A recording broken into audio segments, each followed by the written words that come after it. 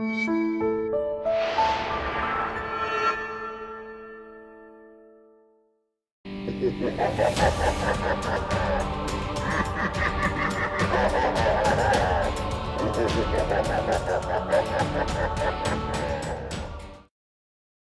everyone, welcome back to Marvel Mania. I'm Captain Logan. And I'm Eric. Today Eric and I are going to watch Captain America the Winter Soldier. Yay, one of my favorite films. I'm so excited. And because I have written an entire hour and a half, or an hour and 10 minutes on this film for Superhero Rewind, Eric's going to do all the talking today. I'm not going to say anything at all. I'm just going to sit back and enjoy the film and listen to Eric talk. Velociraptor room? I'm just gonna go watch this in the Velociraptor room. No, I'm really interested to see what you have to say about this movie. I don't think you were here for the podcast we did. Was that just me and Dan, or was that me, Dan, and Steve? I think maybe Steve was there. It's been a while. I forget now. But so I have, of course, talked about this at length in a number of places, and I am, if I am capable of doing it, because I love this movie and it's fun to talk about, but I am going to try to make sure that Eric maybe does more talking than me, just because I've spent so much time talking about this movie. Unless Eric has nothing to say, in which case I will probably just say stuff that I have said before. But it's going to be a lot of fun, and as always here on Marvel Mania, we're going to watch this movie and let you kind of be in the living room with us as if we were not making a video. Because believe it or not, this is kind of how Eric and I watch movies. Pretty much. I mean, not with the camera and the light and the headphones, but otherwise. Right, but other than that, we do tend to, talk a lot. Yeah. When we watch movies. Unless we're watching them to make a video afterwards. Yeah. We're trying not to do as much of that. But anyway. If you want to watch it with us, grab your Blu-ray, your DVD, your digital copy, however you want to watch it, get it to timestamp 0 past all the menus, and get ready to press play when I say now.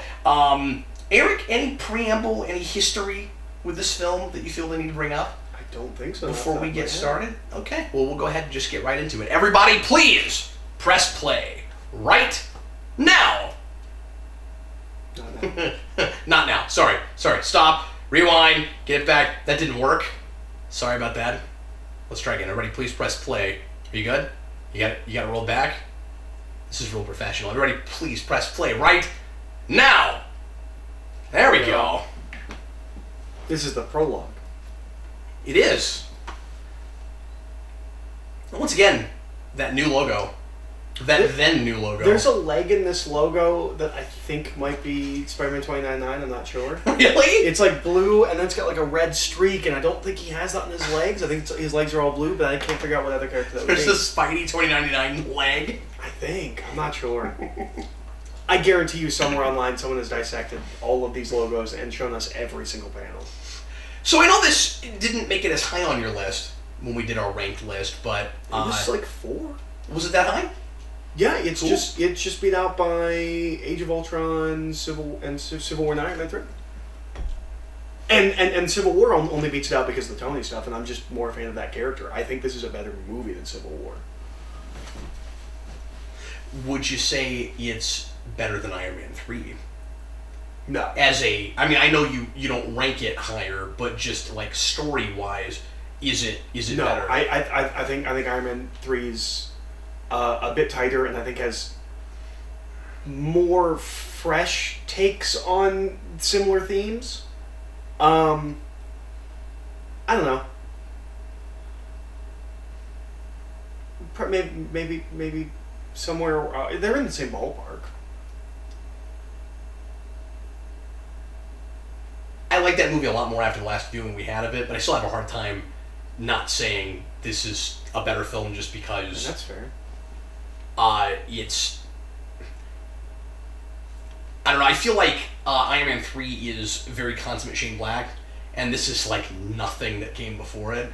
At least superhero movie-wise. I mean, obviously, it's like a lot of things, especially because it's being a 70s espionage thriller, but it feels like it's, I don't know, it's really pushing envelopes in a way that I don't think Iron Man 3 really was. I want to watch that 3 Days of Condor. That's the one movie that they keep saying, like, this is 3 Days of Condor. I want to see that movie.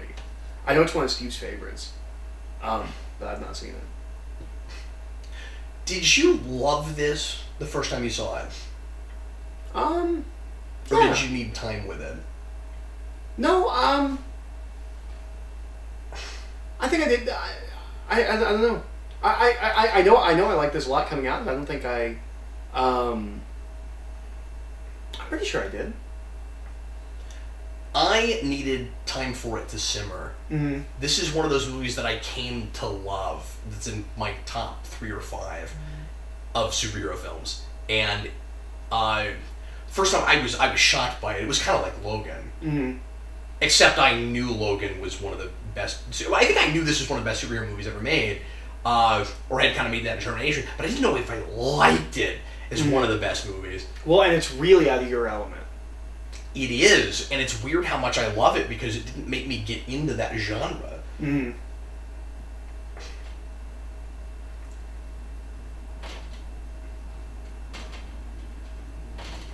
I was really excited that they finally made me love her. Yes, that was a big takeaway. I remember. I don't know what it is about this movie. It feels like 100 years ago when I first saw this. Like, I'm having trouble remembering where I was. Like, I know where I was for Iron Man 3. I know where I was for Avengers. I'm having trouble having any personal history to add to this. Like, I don't remember when I saw this, where I was, and of course it how wasn't I felt. that long ago, and yet in a way it feels like a million years ago. I have a paradox with this, and I guess I have this with some other things too, where I do remember it as just happening yesterday, and yet I can't imagine the superhero movie world without it now. Mm-hmm. I have listened to the Trouble Man soundtrack since this. Have you? And I like it. Is it everything that you missed? It is. And it made me want to watch that movie. And in the rewind, I researched that movie to find out what it was about. I didn't watch it, but I read a plot synopsis and some details, and it's got a lot of parallels with this movie. Interesting. Now, to answer the question that is on his list, it says Rocky (parentheses Rocky 2 question mark). No, you don't need that. I disagree. I know you do. But that's because Apollo is one of my favorite characters in film. That would be a great list. The Rockies? Greatest non-superhero characters in film. But maybe find some way to narrow it down even more than that. Like, because he's not a protagonist. You have supporting characters. And Stars is an antagonist. Yeah. He's a real complicated character. I mean, we are talking about... You just want a list where you can put Apollo Creed on it, and you're trying to figure out what that list is. He's in the top 5 of something, rather, and I just gotta nail what that is exactly. Captain America jumping out of things without a parachute is a reoccurring thing we do a lot in the comics and in the movies. Especially in this movie, I talk in the rewind about how he's constantly falling. And there's a thematic thing with that, but it also gets unintentionally funny. He's just always falling. It's how we introduce him in the Ultimates. Is jumping out of a plane. They're like doesn't need a parachute. He's like, he doesn't need a parachute. This scene, and especially in the soundtrack, that Sting we just got, immediately started reminding me of Dark Knight. And it feels somewhat influenced by that. It's obviously a very different thing, but it's tonally it gets close to that in places. But I think a lot of it is just because of how confident the directing is, and how and how driving it is. Like it's paced like that film. Yeah. And this also reminds me of the opening of Ultimates 2 a bit. Ultimates 2 have a kind of parallel opening issue where it's just kind of a Captain America story. This kind of reminds me of that a little bit, although he's saving people who are held hostage, but it's a similar opening. And this is the first time we're seeing this suit, which I initially resisted because I thought it was the dumbest suit ever in the comics. When he came back from the dead and was wearing his Captain Steve outfit. And then we put it in the movie, and I was like, but I didn't even like that costume in the comics. But it makes sense here. Story-wise, it needs to be there, and he's not comfortable in it. And it looks good. But it also doesn't look good. You don't think so? And that's what I like about it. The suit itself is fine, as I mean, it's well put together. The aesthetic is good, but he looks like a spy, and he's not a spy, and it's not right for him. I think The shield is weird. Like, we had to go so far as to, like, paint the blue rings on the shield. And paint it darker. Oh, is it painted darker? Or is it darker? It looks like it in this scene, but maybe not. I think it's darker just because instead of the red circles, it's blue circles. How'd they get in that shield? Where'd that come from? Where are we getting all this vibranium? We can repaint it. Do we just repaint it? I would assume. That's a good question, though. I don't think we ever really know if he's holding the same shield. It depends on whether or not by the end of this movie he has a red shield again. Because if it is, there's no way to just repaint the time to paint it. The Civil War kind of gives you the sense that it's the same shield all along. But I guess I'm just saying that based on the line like my father made that shield. Yeah. Well, and so it should be the same shield. And the Vision in Age of Ultron, the crack shield, that has more weight if it's not. Well, I've got like 6 of them. I'm sure S.H.I.E.L.D. can get their hand on more vibranium, and then of course, once we're in league with Black Panther, that's not going to be a problem anymore. I don't know, we're in league with Black Panther in the comics, and I feel like vibranium is still talked about as like one of the harder to get metals. Yeah, I guess they're just really stingy with it. I mean, it's a harder to get metal like adamantium and kryptonite, where like it's one of the scarcest thing on the planet. But like, if you want to make a robot out of it, you can. Because that's cool, and we want to see that in the comic.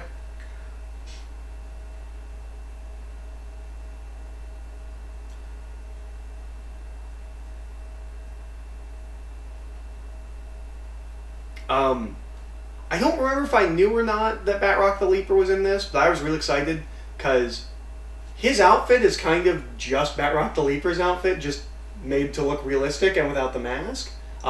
He needs to have a mustache, but otherwise... Yeah, I'm with you. But otherwise, I like but this. But he is doing a lot of leaping. He is doing a lot of leaping, and I like, and he's called Batroc because obviously that's his name. Yeah. But I like the use of comic book characters like this, and this film does a really good job of using comic book characters. Like, Batroc the Leaper's never going to be the villain of a movie, but you can put him in one. Yeah. You can make him a minor thing. He doesn't have to come back. Now Zola could be the villain of the film. Absolutely. I don't know about this Zola. I don't think we have to do anything with him, but like, comic book Zola's real weird and crazy. So it's really good point, though. We've got a couple of good minor villains in this, and of course Zola is returning from the last movie. And it gets fascinating. Yeah. To use his own vernacular. So in Avengers, she has those gauntlets and she like ignites them, but we never actually see them do anything. And like there was a lot of discussion, speculation. Like, does it make her punch harder? Is like, what are they doing? Right off the bat, we see her like electrocuting people with them. I never even noticed really, or thought about it. I mean, I guess she has those, but I never wondered if they were functional or not. Well, I just thought it was part of that concept. In Avengers, when they do like the lock and load scene, like everybody's getting ready, she puts those on and like turns them and they light up. Oh. But they don't like shoot or anything in Avengers. Do they not? Does she never use them? She punches people. Like I don't know. So it seemed like a power up scene, like a tokusatsu or something. Yeah, like I don't know what they're supposed to be doing. Because there's never anything. There's just energy going through it, and then she has to turn them on, and it just protects her wrist. Because nothing ever projects from it in Avengers. I don't know. But yeah, there is a consistent intensity throughout this entire movie. Mm-hmm. We don't even really know what's going on yet, and it already feels like it's already the most serious movie they've made. Well, Incredible Hulk maybe, but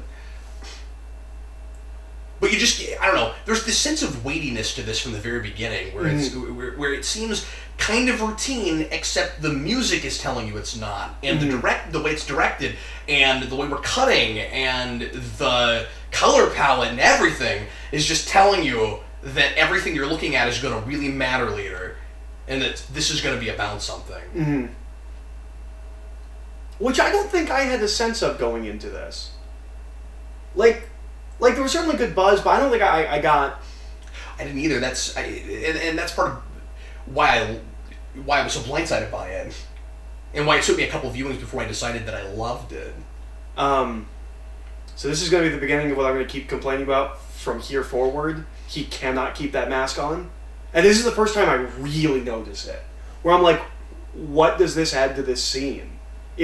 It's not like he kept punching him in the head and it was protecting him and he's like, oh, you're not really a man. Like, it's just because he doesn't want to wear it, I guess. I don't know. Is that really? I don't. More than any other superhero right now, he cannot keep his mask on. And it makes the least amount of sense with him because it's a helmet. It's not a thing I've really noticed much, except I've heard you talk about it. But in that particular scene, it makes perfect sense. Why? Even playing field. And he beats him with his own move. He's got like armor on. Now, that stuff's going to be hard to rip off, right? But I mean, he's being fair. He's fighting as fair as he can. He's fighting another guy, and that exchange, seems because he puts down the shield, mm-hmm. and so it's like, okay, they're fighting mano a mano. So not only am I not gonna use my shield against you, but I'm also gonna look I'm gonna be as fair as I can. You're not wearing a helmet. I'm not gonna wear a helmet.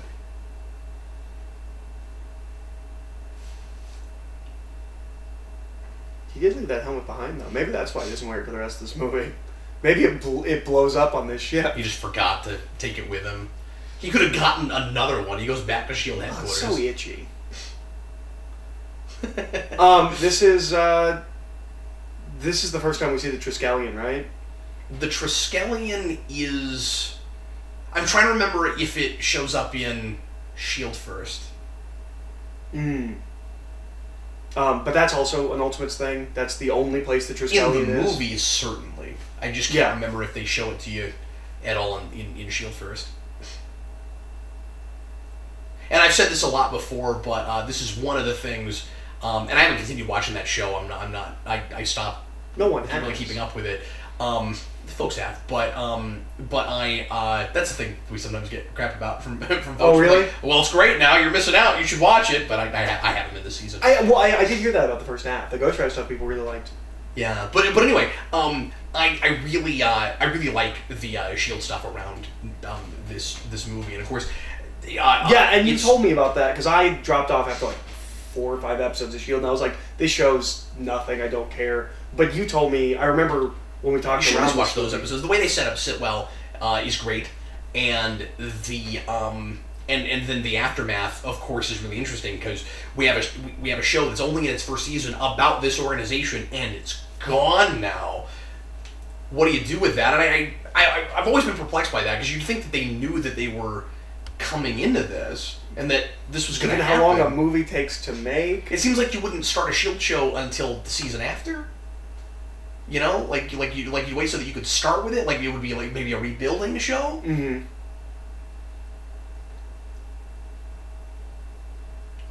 But then the way, and somewhat spoiler alert for S.H.I.E.L.D., but it's been a few seasons now. But the way they work Ward into the Hydra thing and all of that is pretty good. And that's Bill Paxton. That's Garrett. He's a S.H.I.E.L.D. agent.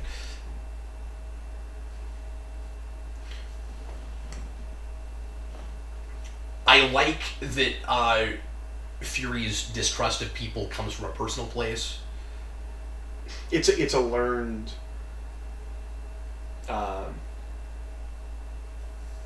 trait. Worldview, behavior. Yeah. But what's always interesting about him, of course, is that he's unreliable. He may not even have a grandfather. That he knew. Okay. He has to have a grandfather. Well, I was saying that guy. Some of the CG is not great. That guy. That story could be just a parable. It seems to be hangers in general. We have not perfected because they're so big, and we just can't really go shoot in a place like this, especially with. Well, this kind of place doesn't exist. Yeah, exactly. I mean, you can go shoot in a big hangar, and you could shoot part of it and then add the rest of it. None of this is actually there. Well, I guess some of this is there because that's not all green screen, but a lot of this will be green screen, where they'll be talking. And as I've said before, if you just put things in the foreground, it looks more like they're actually there. But if you put them right up in front, then that becomes problematic. But yeah, I was going to say you're especially not going to find a place like this that has all these, futuristic planes. Yeah. This looks like the hangar in Pacific Rim. Oh, you're right, it does. Which I think might come out the same year as this. Real close, somewhere around there. Maybe it is the same year. I forget.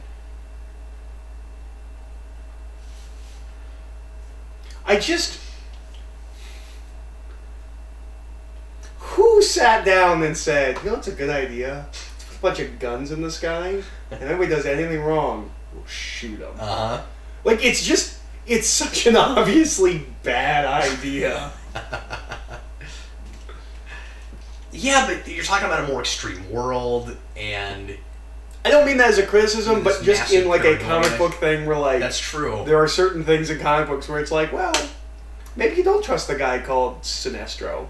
It also kind of... Yeah, that's right. Well, and that's where a thing like this gets...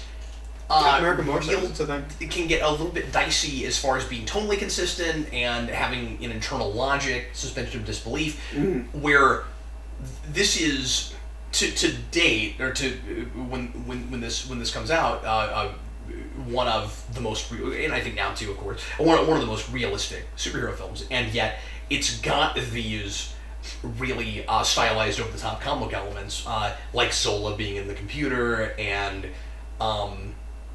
stuff like that. You'd think we would have learned after the helicarrier drops in Avengers. Like, maybe we just shouldn't even use these things. I saw just on one of the things, there was a quote that said, "Welcome back, Cap," and it's attributed to President Matthew Ellis. Right. Which means that he is president when Captain America comes out of the ice. So he has to be at least president in 2012 for Avengers, if not 2011. Which means Obama either had... Does he get impeached now? That's what I was going to say. He either was in office 4 years earlier than he actually was. He either gets elected in 2004 or... Someone suggested that Bush was a one-term president and Obama's presidency. That feels like you're working real hard to make that work. And also, Obama was already one of the youngest presidents. I don't know if he was even old enough yet. I think that discussion actually happened in the comments, and he would have been. He would have been, okay. But he would have been just old enough, right? 35, 36? I'm not sure. Yeah, I think so. Because you have to be 35 to run for president. 35. I think maybe he was like 40, maybe younger. I thought he was even a little bit younger than I'm not maybe sure. I'm wrong. It was in the comments. I know that he was old enough. I don't want them to correct us. I know they've already had this discussion. Is this scrolling or we're not worthy? I'm not sure. But it's also possible, and this gets goofy, that the election years are a couple of years off in this continuity, so you don't start at 08 and 2012, it's more like 10, and you see what I'm saying? So, like, yeah, Ellis could have gotten elected in 10. It's almost like they didn't think about this until... It's almost like they didn't think about this. It's funny that we're still on about this. It's not important or anything. Well, no, it's because we didn't notice it until Luke Cage. Yeah, it's mostly the Luke Cage thing. This is some of the best old age makeup I've seen. It's not makeup. It's digital. It's digital. This is some of the best old age digital I've ever seen. And it's amazing. Yeah. I was floored when I found that out.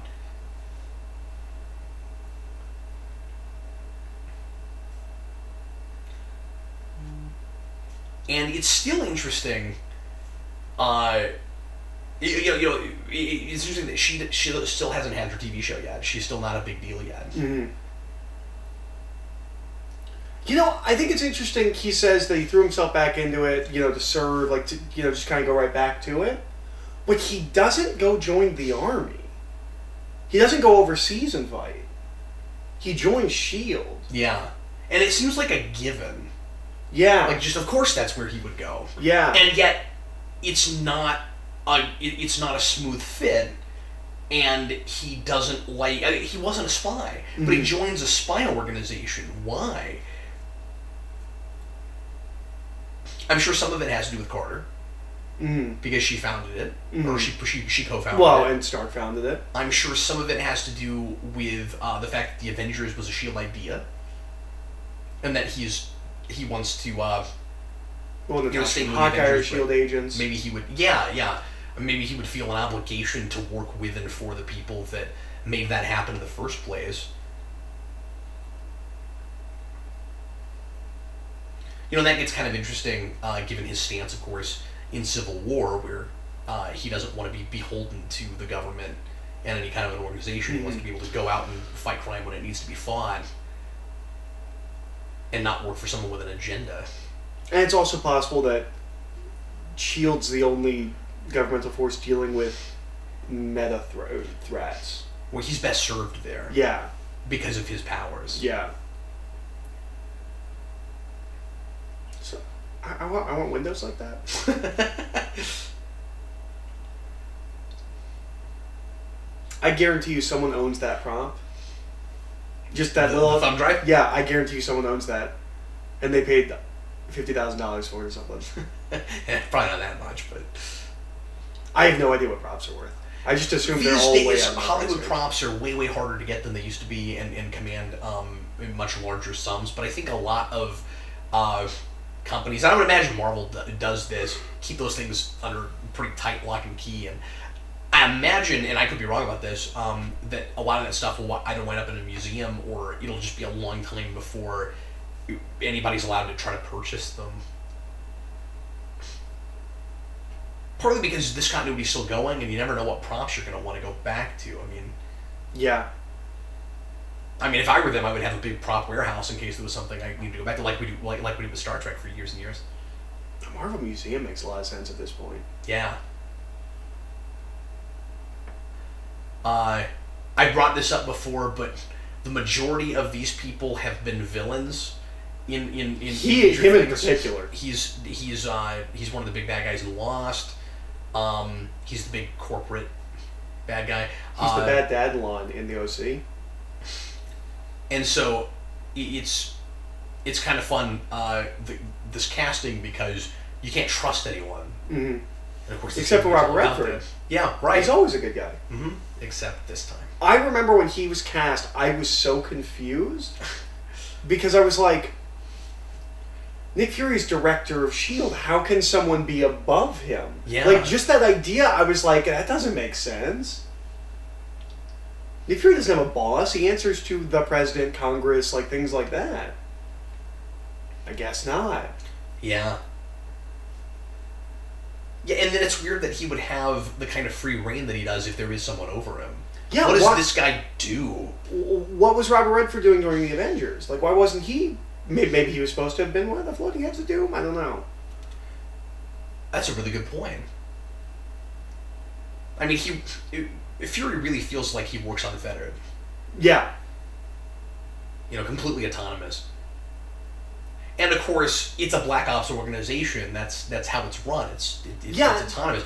I don't know that the president even necessarily ever knows what they're doing. In my mind, it makes more sense if he reports to like a liaison or like something, but not a...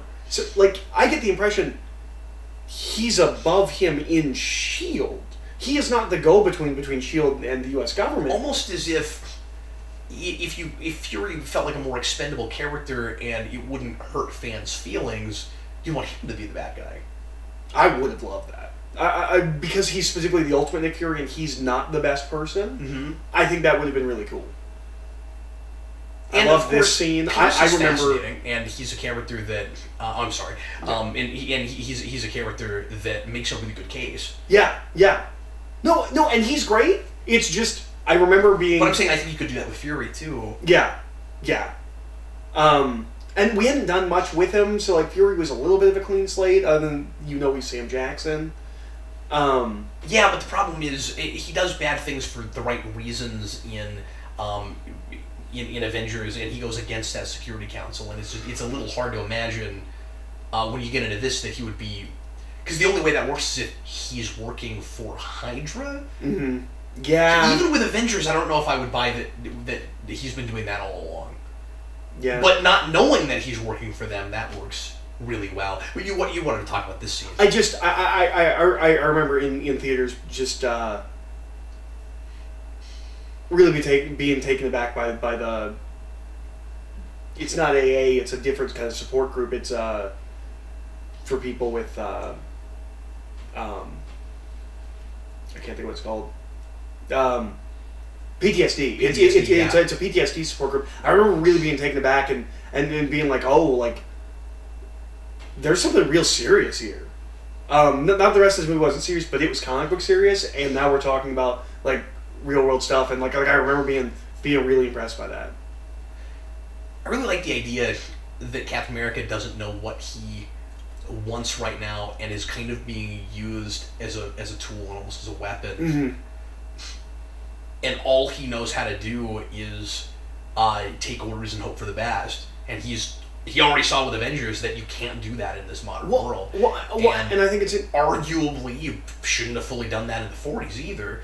Well, and I think it's interesting of all of the Marvel characters, even now at the end of Civil War, even more so now at the end of Civil War, he never settles or figures out, like, we don't actually know what his status quo is because he never gets one. He comes out of the ice and then he's trying to find himself, figure out how does he fit in this world. He's forever in flux. Yeah. I think that's interesting. That's a great point. Yeah, that's not really a criticism, is it? No, I'm not criticizing at all. I think that's really interesting that he's... Like Iron Man has a status quo. We can imagine what he's doing in between movies. Even Ant-Man, some of these characters. Captain America is a man at a time, and he still hasn't yet figured out how to fit into the world. What is a traditional Captain America adventure in film? Because all three of them are completely different. That's great. And that's maybe intentionally otherwise a commentary on the world we live in right now. We're really in flux. Yeah. If this movie had not caught your attention yet, it does now. Yeah. This is one of the best car chase scenes. Car fight scenes. Yeah. And it was one of the most intense scenes I had ever seen in a movie like this. And not because of violence or anything, it's just so visceral, and it does a wonderful job of putting you in his shoes. And in the theater, especially if you see this in like IMAX or XD or something, the sound all around you is like oppressive. Mm-hmm. It's wonderful. This is one of those great examples of a story, of a character and story-driven film that is also a ride. Mm-hmm. Yeah. This isn't built around action set pieces. Action set pieces just naturally come out of it. Yeah. And yet you feel like you're on a roller coaster, but one where you're ensconced in in what characters are going through. Imagine that roller coaster. That'd be a weird roller coaster. Yeah, exactly. Do you go on many roller coasters? Do you know what they're like? Okay, imagine one of those rides like at Disneyland or Disney World where you're like indoor and you're watching something. That's true. That's the Spider-Man rides like that. And you're moving in and out of things and stuff. But you're emotionally engaged. Yeah. His car can drive itself. Why is he driving? Or can it only go forward? Can it not navigate traffic? Well, it's not just about navigating. Right now, it's more like a minefield. So he probably just, again, this sounds dumb, trust thing. He trusts himself more right now than he does the technology. But that's not just Nick Fury. I think most people would. He has to strategize where he's going to go and how he's going to get around cars. That man's the worst shot. His window was wide open. He was stuck in one place, and he was just like, how did you miss him there? Made sense. I could have hit him, and I've never shot a gun before in my life.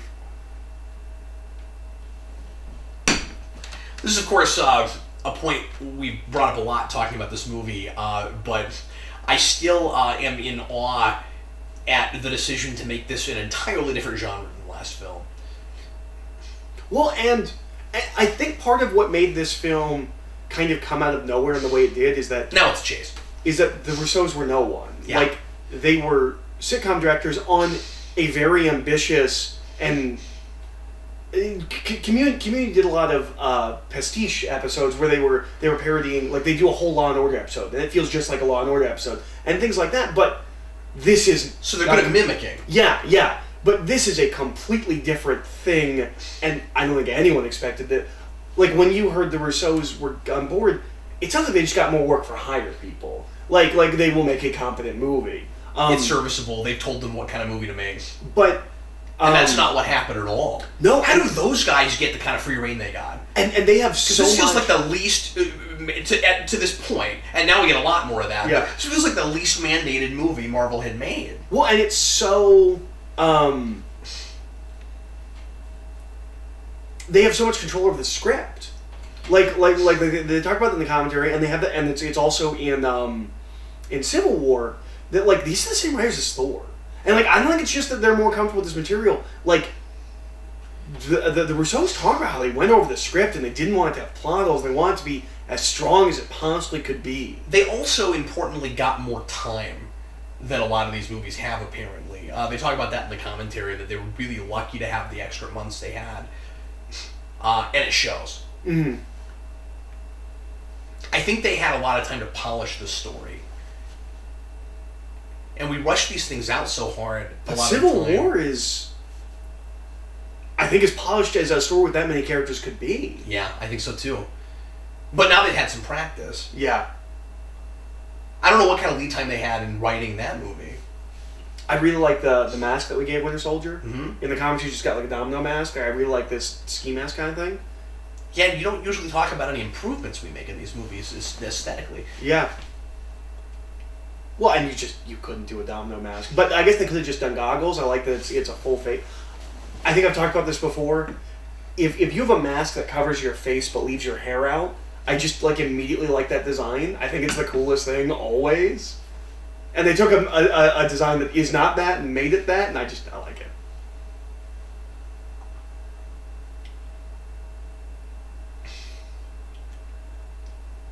I like that he's still bad at hitting on women, because he never actually learned that skill in the first film. That's true. I like the idea that maybe he's not even totally used to his new body, as it were. Mm-hmm. I had forgotten that she was apparently on the phone with Carter. Oh, is she? You know, she says her aunt. Oh, right. Which regular moviegoers don't know until the next movie, right? And regardless of how I feel like she is in Civil War, or how much I don't think she needs to be in Civil War, yeah, I don't think anyone remembered her from this movie to that one. We talked about that. It's kind of the same problem with Bucky, isn't it? Yeah. I think this movie has less of that problem. You think this movie has less of that people don't remember what? Yeah, I think it's less of a problem because I think it is. She gets at least one memorable thing to do, which is she's a S.H.I.E.L.D. agent living next to him, and that's a surprise. Mm-hmm. There's also a little bit of talk here and there throughout the movie about Captain America dating and whether or not he wants to. That's true. That's true. They go next door. And then peripherally, you have all of the talk from fans when Agent Carter gets a TV series, and I bet a lot of people found out about it just because of that. That might be.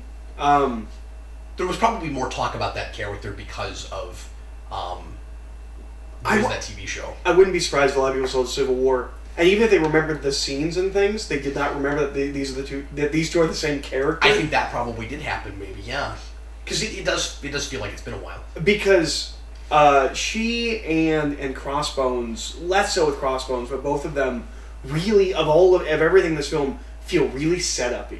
Mm-hmm. She feels really set-up-y in this movie. And Crossbones arguably for not enough of a reason.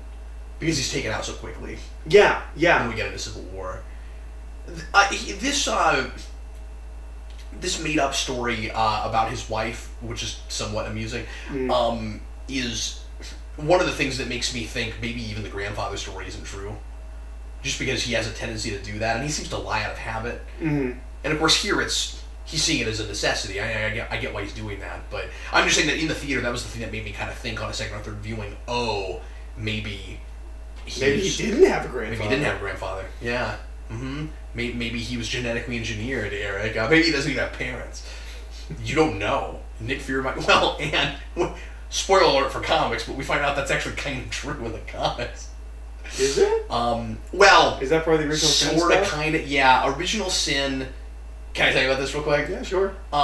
Original Sin, if memory serves, because it's been a while since I've read it, and I never read it together. I need to review that. I liked it a lot, but I read it in issues over months. A lot of the times we've seen him, it's been an LMD or a clone or something. Mm-hmm. There's a whole bunch of Furies running around. Yeah.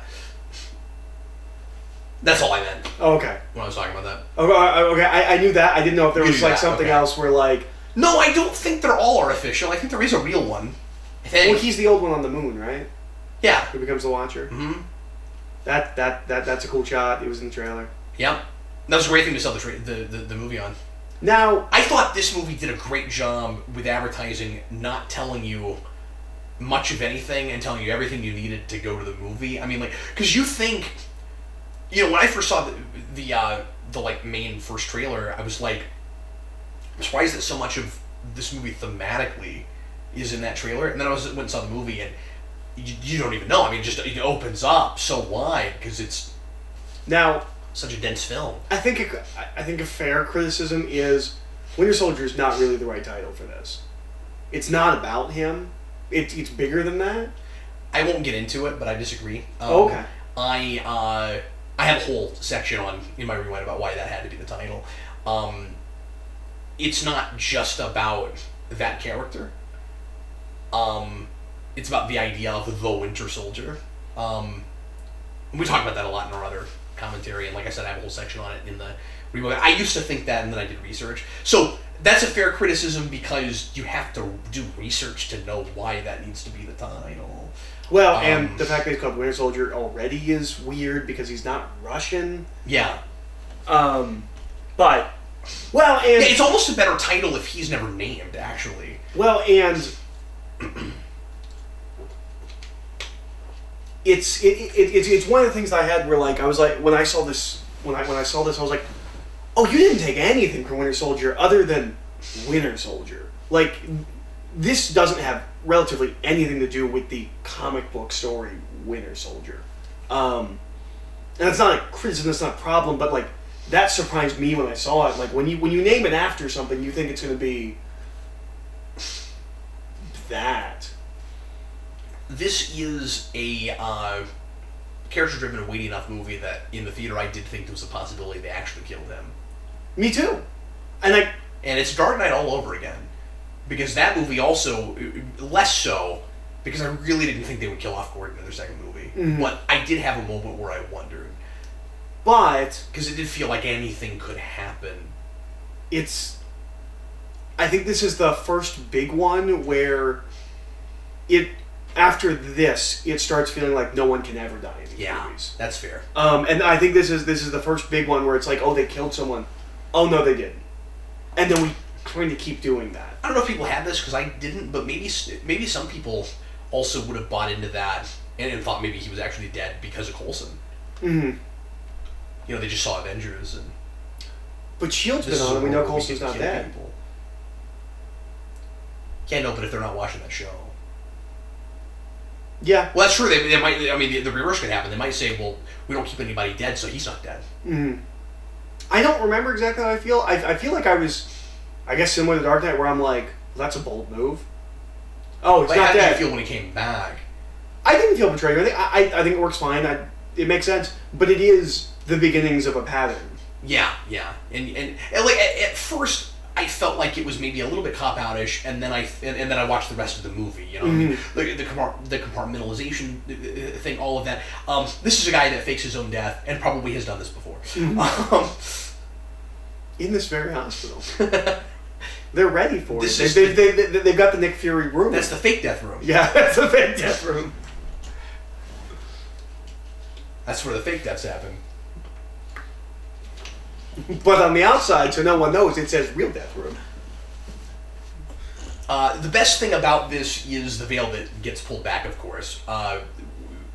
When you think the world is one way, and then you find out about Hydra, and you see all these people that you've been watching through this movie, and even throughout these films, that you didn't realize were working for the evil organization from the 40s, from the last movie. Mm-hmm.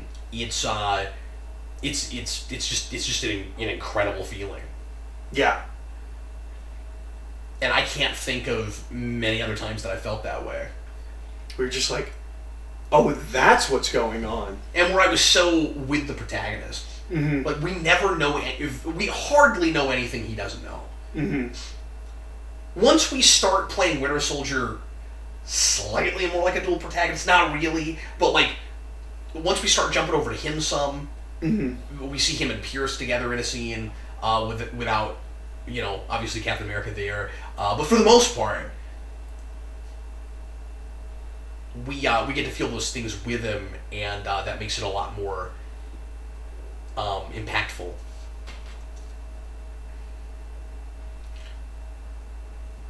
There's a scene. The scene where Winter Soldier first comes to Pierce, I think, is a great scene and real, like, classic spy movie kind of scene. It's real. It's real scary. Yeah, and the thing with his cleaning lady. Yeah. Yeah.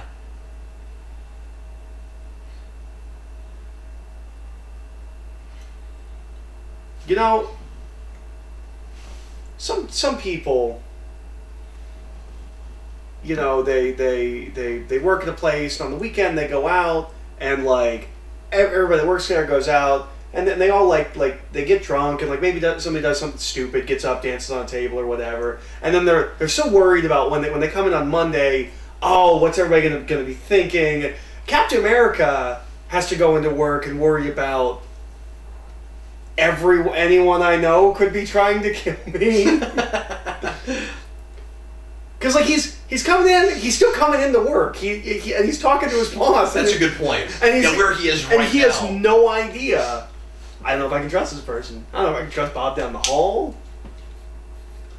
And he has no idea how far this conspiracy goes. Yeah. Because at this point... And he doesn't even know if he can trust Nick Fury. Because at this point, of course, he knows there's... Well, but Nick Fury he thinks is dead. Yeah. Well, no, I mean, but...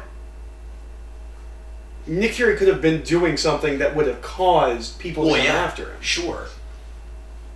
Yeah, and he has a natural distrust of Fury as much as he doesn't want to, because he doesn't trust other people, and he is intentionally not giving anyone all the information. And in Captain America's world, if you can't be at all transparent, I can't trust you.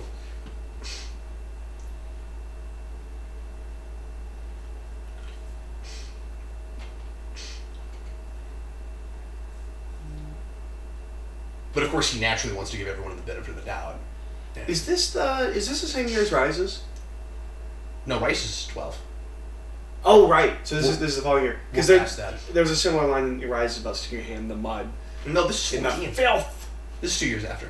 Oh, yeah. Yeah, we're coming up on Days of Future Past.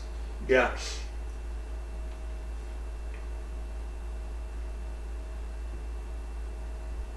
Is that the same year as this? Is it the same year as ASM2 and Guardians? Wow, that was a big year. I think for so. Marvel movies. Yeah. Well, think about it. It would have to be, because Amazing Spider-Man was 12. Yeah. So it has to be 2 years after that. Yeah. Because they rushed that real hard. See, he's got the red on again. He has 2 shields. Oh, I guess so. Or was it just the way that scene was lit? Yeah, maybe it was. Maybe I was... I'm pretty sure it was like stealth blue, but maybe I'm wrong. Maybe he's got a button that can change the color. Or maybe he's got like a sheet that goes over it, but he throws it like that, but no. Because it would be clothy. So this is another scene that is almost as intense as... Oh, it's great. As the bit with Fury in the car. It's when he's so starting to find out who's claustrophobic. against him. Yeah. And again, really ambitious for these guys who have never shot this kind of action. Mm-hmm. I can't believe how masterful it is. Is it raw talent? Is it passion? Is it a confidence? How do these guys do this with no experience? It's got to be talent, because like I said, like I think it's all three of those things. When they're working on how much of this kind of thing is attitude?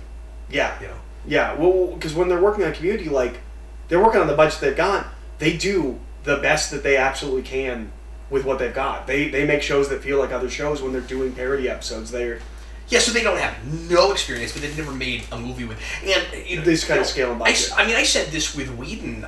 They've had a lot of success with going to TV directors, haven't they? Yeah. Which is really interesting because these are some of the biggest movies that come out. Mm-hmm. And they end up being $800 million, billion-dollar films. But it's I said when Whedon was tapped for Avengers, I'm afraid he might go too far because he's never seen that kind of money before. Mm-hmm. You know, and you really might have thought that with these guys. You Well, know, that not being limited at all, they might try things that they can't, you know, make look good because they don't know how to utilize those resources properly. Well, when a producer's doing his job, that's what they're there for. Yeah. Okay, you want this? Well, this much money has to go here. You want this much money has to go here. There's that sky is the limit. Yeah. Kind of mentality, and sometimes that can really work for the right kind of a project. But,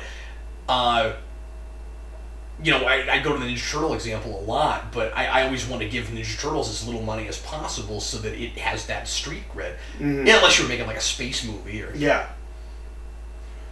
I don't know how electricity works. This manages to retain some grit. Yeah. Retain some grit. Have some grit. Go ahead. I don't know how electricity works, but would those shocky things shock through his suit? I don't know. I wouldn't think so. Oh, that guy got shocked. He got shocked right in the chest. He's gonna have a heart attack. That's bad. Yeah, it's not gonna be too long from now when you and I experience this very thing. Right? I think it's our next one. I think so too. And you've never been shocked? I've never been shocked. I'm not looking forward to that. I used to have a pen that you would click and would shock you. And you just put it in places and wait for somebody to like click it.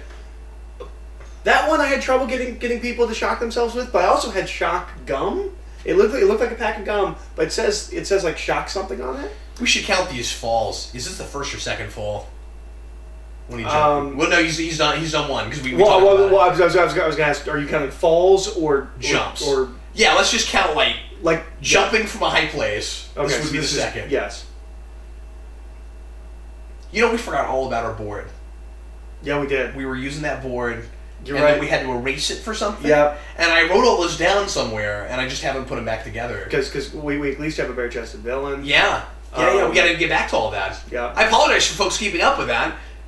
Honestly, I kind of forgot about it. We will bring that back. We wiped it away when we went to see the Founder. That's what it was. And yeah. Well, that's been a while. Yeah. To be fair, we were in a coma for like 2 weeks after that. We were. It's all a blur now. Mm-hmm.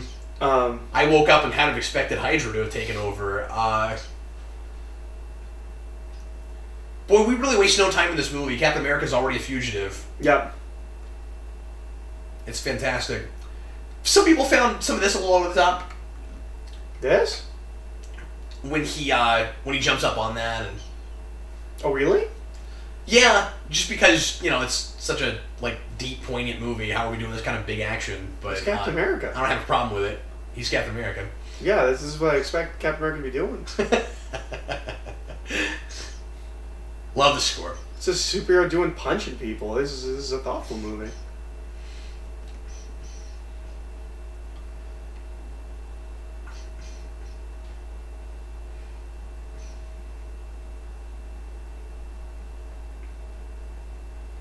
And, I've never been a giant fan of this character. I have become a fan of this version.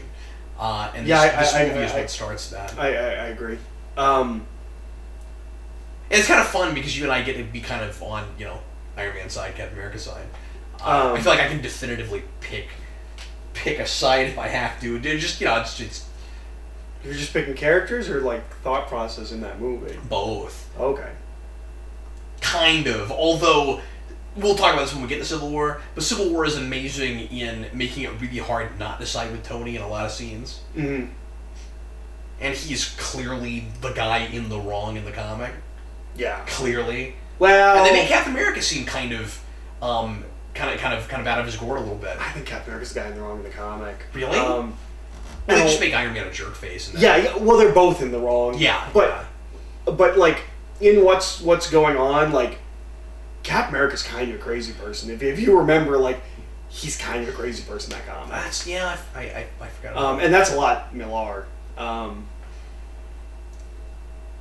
also like that Steve is really bad at these spy things. It's that's not where you put that. Yeah.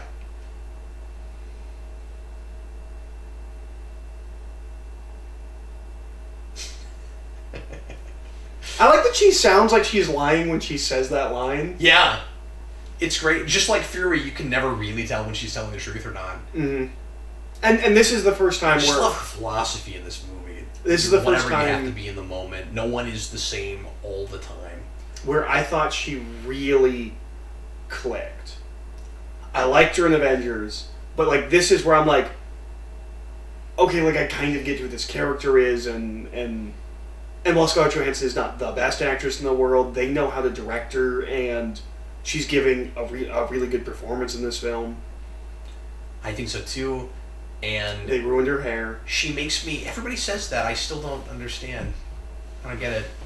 But okay. It's all you guys could talk about in Avengers. And I was like, I don't even know what is the deal with the hair again? It's straight and it looks terrible. It looks terrible. It looks terrible. You can't see it here in the shadows. You can look at it on the box. Uh-huh. It's terrible. I don't get it. It looks fine. Why is it terrible? You're just saying terrible a lot. It looks really bad. I don't know. That's not how you support a point, Eric. I don't understand. I'm talking about hair fashion. What do you want from me? I'm sorry, it doesn't have structural integrity. Well, no, but I mean, just compared to what it was before, like, why is it better before versus this? Because it looks arbitrary to me. Like, okay, I'm sorry, I don't get it. All of her other hairstyles look good. This looks I have real. Heard other people like complain dressed about that down too, and like I don't like it. I think that's on purpose. But okay. Anyway, but yeah, this elevates her performances in the other two movies because all of a sudden it feels like there's a consistent inconsistency, and that makes, of course, a lot of sense with her because she's whatever she needs to be for a. So even if how bad she looks, I don't know. Sorry, I get it. Just the way it like frames her face, like I don't know, I don't like it. I don't understand. I think she looks fine. Okay, well, consistent inconsistency. I like the color too. Well, it's the same color. Is it the same color? I think it's always the same color. Okay. I thought she dyed it in a couple places. She's one of these actresses that like. I mean, obviously it's dyed now, but that's not a natural color. She's not a natural redhead, but she looks great as a redhead. Yeah, Emma Stone's like that too. I remember when Emma Stone was cast as Gwen Stacy, everyone was like, why would you cast a redhead as Gwen Stacy? Why wouldn't you cast her as Mary Jane? And she's like, no, I'm naturally blonde.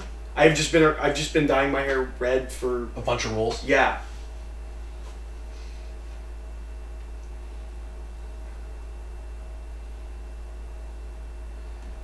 Here in a second, this is another thing that some people like to complain about that I understand. This guy, I don't know what that's about. I think he's funny. People complain about him? Yeah. I don't know. He shows up and is funny for I don't mean to just spend this whole time saying, people don't like this, I don't know why, but, anyway.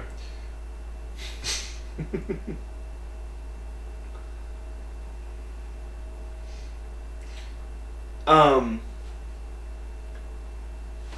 computers usually put on like a safe mode when they're displayed? I'm making a screen with my hands. That's what I'm doing there. What do you mean? A safe mode? Like when computers are on display at a store, like you can't just like go online and stuff, right? Like it's in like a say. I guess you can turn that off. Yeah, no, you're right. I think that is kind of generally the case, but she probably turned it off. I don't know things about computers. Maybe in an Apple store like that, they want you to be able to see how or not how fast the internet is, obviously, because that just depends on your modem and stuff and processing. Their blast processing. Yeah. No, that's. Well, I mean, they're geniuses, so. Yeah. Apple's blast processing. Yeah, they got 16 bits. It's great. Yes, they do. I like that she says that, and everyone around them is completely unaffected. Only Rumlow is like, Yeah, no one else is even noticing. Yep. That's a good point.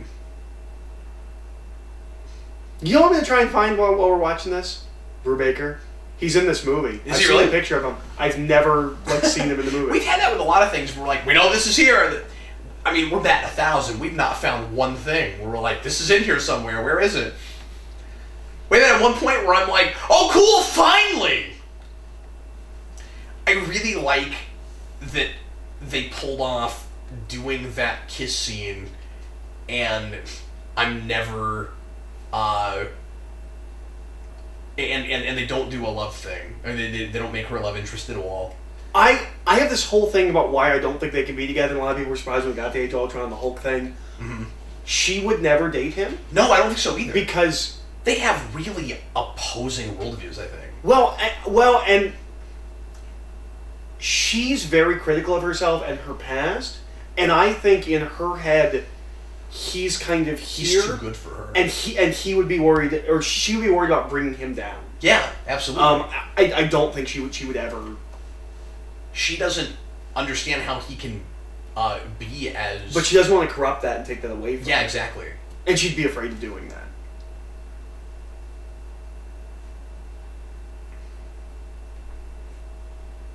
But yeah, I was just gonna say like that kiss scene, like it doesn't feel like they're teasing anything. It was just the right move right then. No, I thought it was really weird. And I think doing this scene right after is kind of nipping that in the bud so you're not expecting it. Well, and so that you're not waiting the whole movie for that whole thing to happen. Like, they're trying to subvert expectations and get as far away from formula as possible. Well, and I thought it was really weird when Age of Ultron was coming out. Like, people were like, "Is she with Hawkeye? Is she with Captain America?" I was like, "Who did you see Winter Soldier? They're clearly not a couple." Yeah, and I don't know why we're they're so not concerned interested with who she's gonna date. And I'm not saying it's a problem that she ends up wanting to date someone. I like that she's starting to think about her personal life, that she's starting to get away from the Russian programming and all of that. And I'm in the camp of generally liking the Hulk stuff. Yeah, me too. But but again, I haven't spent a lot of time with that movie. But my initial opinion was it makes sense to me. And of course, I like the. Because he's someone who is damaged, but also a good person. Yeah. So she feels like she can connect with him more. She's not going to bring him down. But he's not a bad guy. Wow, we're already here. This film moves real fast. It moves real fast. Or maybe I just think of this scene as being later in the film than it is. No, I think it is pretty quick. This reveal has to happen pretty early for the rest of this movie to work. Like, yeah. You would think this would be like a third act reveal. I was thinking it like that.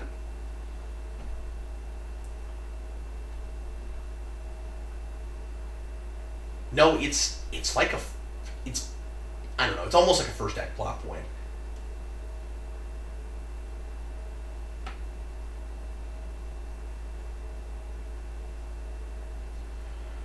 I feel like she would know that.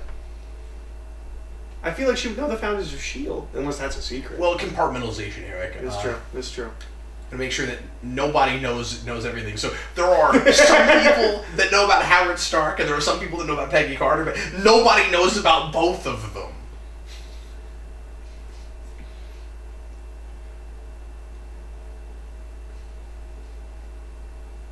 I don't know. That's not unsmart. You know, I feel like movies prepare me for secret doors a lot more than I encounter them in real life. I'm always looking, but they're never there. You just keep like pulling secret triggers that aren't actually secret triggers. Yep. You're like, oh, that book looks out of place. Oh, okay. People should just alphabetize now, that. That being said, I have known people who do have the hollowed out books that they put things in. Yeah, the problem with those is that you can always tell that's what that is. Why would you use that? Well, I mean, not when it's spun out. Yeah, a lot of those look like... If you've seen enough of those, you can tell. Because they don't actually look like book spines. Well, no. I'm talking about people who actually take books and hollow the books. Oh, I mean like the ones you can go buy. No. They're supposed to look like hollowed books, but the problem is it's a box. It doesn't look like a book. No, those look bad. No, I'm talking... I know people that have actually hollowed out books. Like you're supposed to. I also think we get more of a sense that she has a sense of humor. Yes. In this movie than we had before, and I like that a lot. And again, I think she's more relaxed with him. I think whoever she's with, she's got a little bit of an empathic metamorph thing going on. Where I think whenever she's with someone, I think she's consistent in her actions ultimately, but the way she behaves, because it's a defense mechanism, Mm-hmm. it helps her feel like she is in control. But I think she also genuinely likes his company, and so she lets herself be more relaxed with him. Not that she's constantly talking about herself, her past and stuff. But I think there are people that she would not joke with. So she like said, that. "Shall we play a game?" Yep. And she says it's from a movie. And he says he's seen it. Captain America saw Saw? No. No, War Games. Oh, that's right. War Games. Sorry, I was thinking the... No, that's would you like to or play a game. Yes, would you like to play a game? Yeah. Or is this would you like to play a game? I forget. I don't remember. Yeah. You're right, it's War Games. But it's War Games. I went Saw and I was like, Captain America watched Saw? No, this situation is real War Games-y. No, that makes sense. So this is great. This feels like a real... If the Ultimate line had been consistent, Jeff Loeb hadn't ruined everything. This feels like Ultimate Zola. Yeah, this is Ultimate Zola.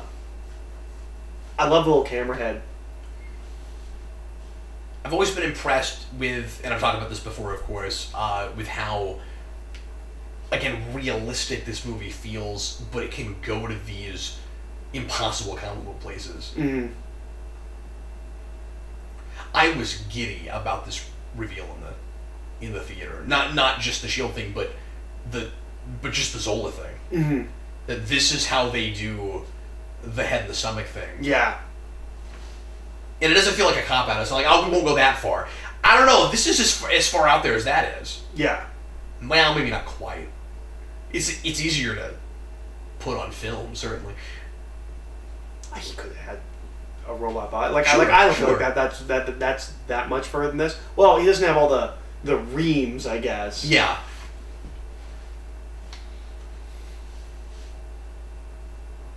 And that's kind of funny. There's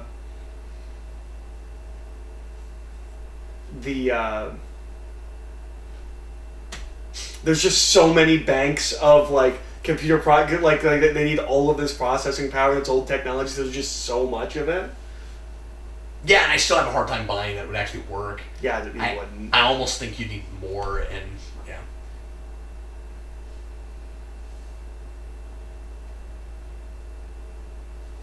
So and there's the car yeah.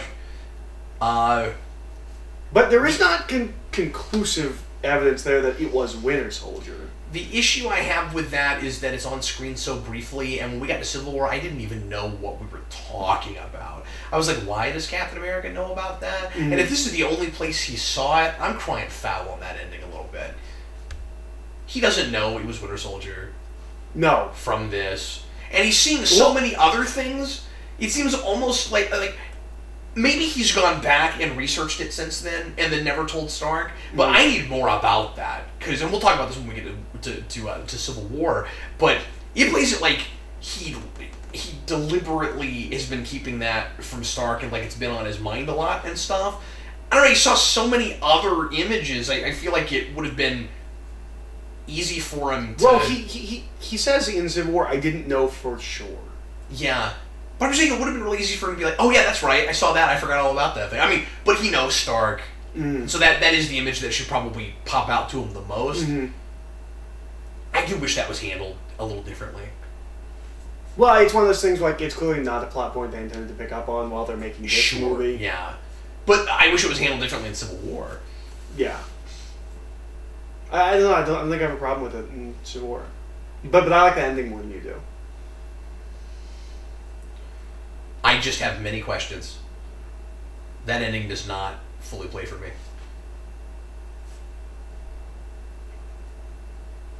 That was a weird way to end a movie. Yeah. Well, thanks a lot for watching, folks. We sure appreciate it. And Roger, no, people are gonna think the video cut again. Let's not have that. You guys are gonna find out that Geekvolution was actually Doomsvolution the whole time. Eric, we are, the both of us, out of time. We've become unstuck in time.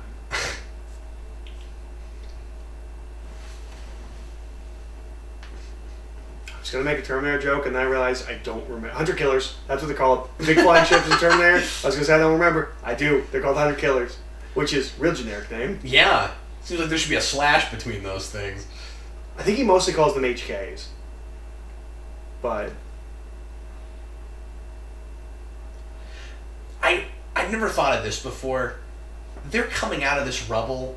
It's almost like... In a weird way, if you're Steve right now, it's got to almost feel, oh, this is that scene already, with Pierce and Winter Soldier. Yep. It's got to feel like, how are we already here? Almost like you were buried in ice and came out a second time. Yeah, it's like a rebirth thing. Well, not like in a positive way or anything, but just in like not a rebirth so much as like. Well, but you learn something, and now when you're coming out, again. The world's different again. Yeah. In a different way, but it's...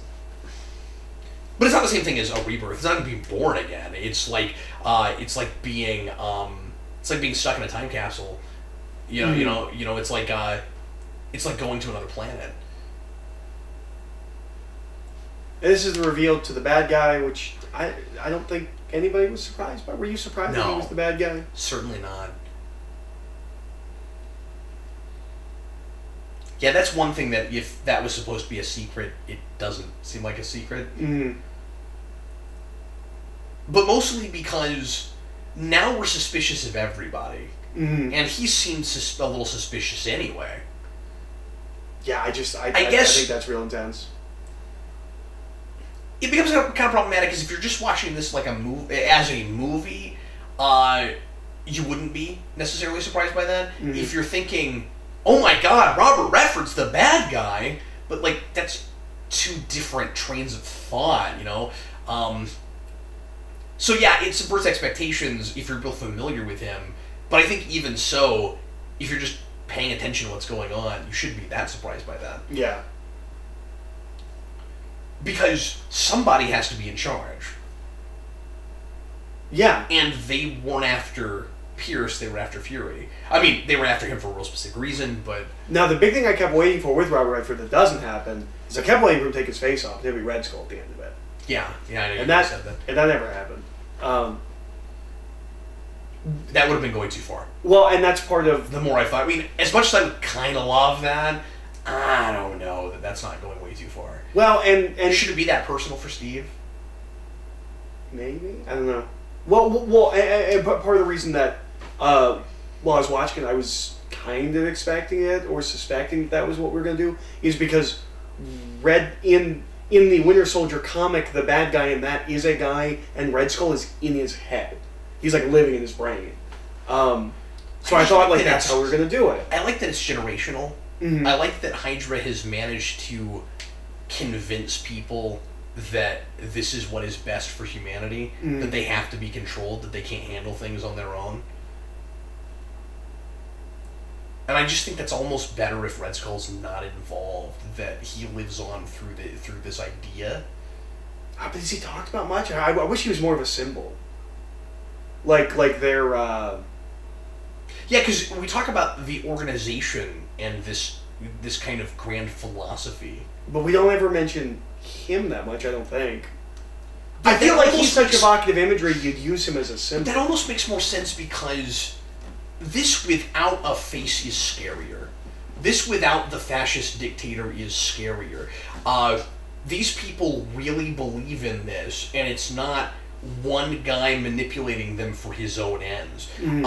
There is no Red Skull involved here. No, what I mean is, I feel like generationally, Red Skull should have become a symbol for them the way Captain America theoretically did for America. Like, I feel like they should have... I don't know. The difference is, Red Skull didn't... He was all about himself, he was all about power. He didn't believe in any of that. Yeah, but... I don't know.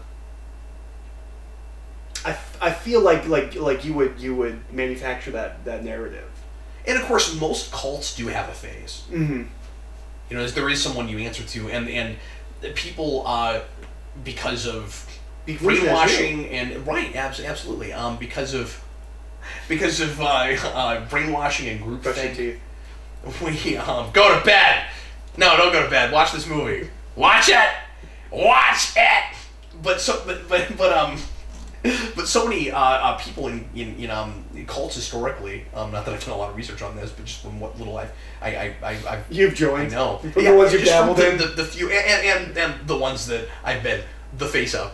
It seems like, and of course this is the most brilliant thing. Yeah. Let me make this point real fast. It seems like, or see if I can. It seems like a lot of those cults, like because of brainwashing and groupthink and stuff, you end up with people who don't somehow, rather, even if it were obvious to an outsider, don't realize that the person in charge isn't drinking the same Kool-Aid and that they're just manipulating you for their own ends. Mm-hmm. So I use that to say that you may have a point.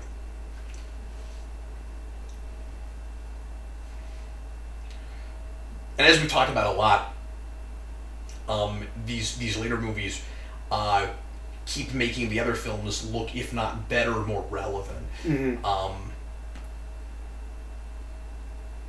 We're doing a really great job of building on things that we never realized were going to matter. And so sometimes you see examples of lack of forethought, but we're doing a really good job of bridging things and connecting things and finding creative and clever ways. We're doing a really good job of making it look like we were thinking ahead, even when we're not. Because obviously sometimes we are. But later. Yeah. As we move along, retroactively we're better at that. And it never feels, in hindsight.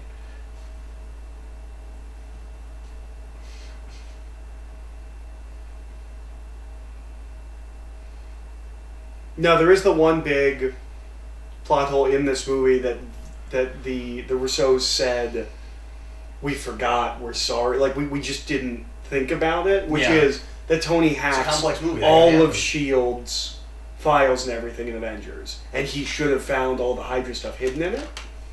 And he doesn't. And they're like, yeah, we didn't even think of that. You could have written around it if you had thought of it, though. Yeah. You could have found a way to communicate that.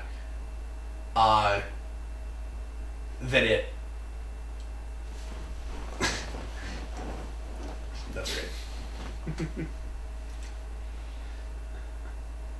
But I don't know, you could have made it about coding or something. That was encoded. Yeah.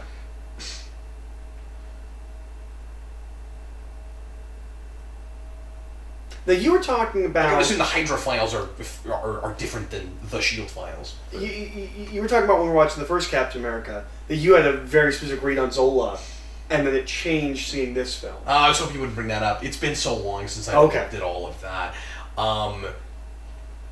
He seemed like he was if memory serves, my whole deal with that was in Captain America. There's so many of these movies swimming in my head now. That in the first Captain America film, he was an opportunist that stayed with the Red Skull for the sake of his own survival, and that it was all about just keeping himself alive and part of something, and that that character, when he gets picked up by the Americans, might have gotten opportunistic and tried to live as clean and happy a life as he could. That's part of like the whole stake thing and all that. Mm.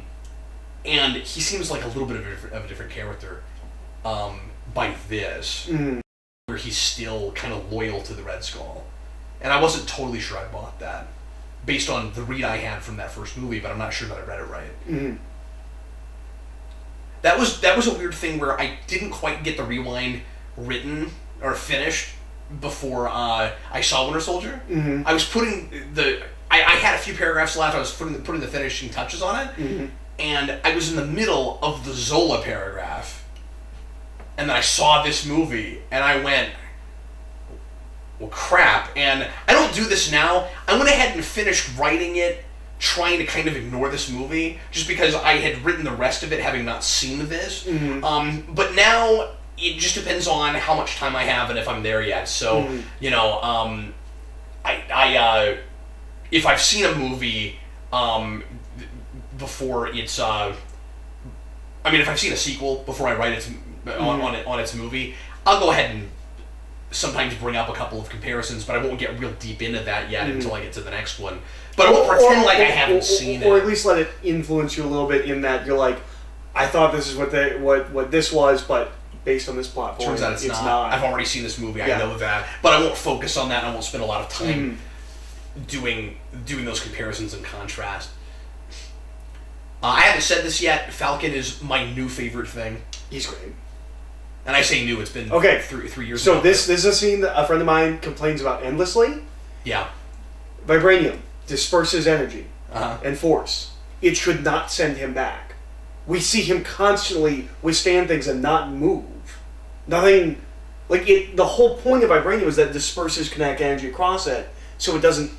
You don't feel force. Mm-hmm. It sends him flying back. It's a thing. Where are we told that? I think Howard Stark talks about it, and okay. I just didn't know what the rules were exactly with Vibranium. And so if it's inconsistent with what they've been doing, I tend to shut down during action sequences. I know that sounds awful, but I'm paying attention to story stuff, and sometimes those details in an action scene, I'll miss that kind of stuff. Mm-hmm.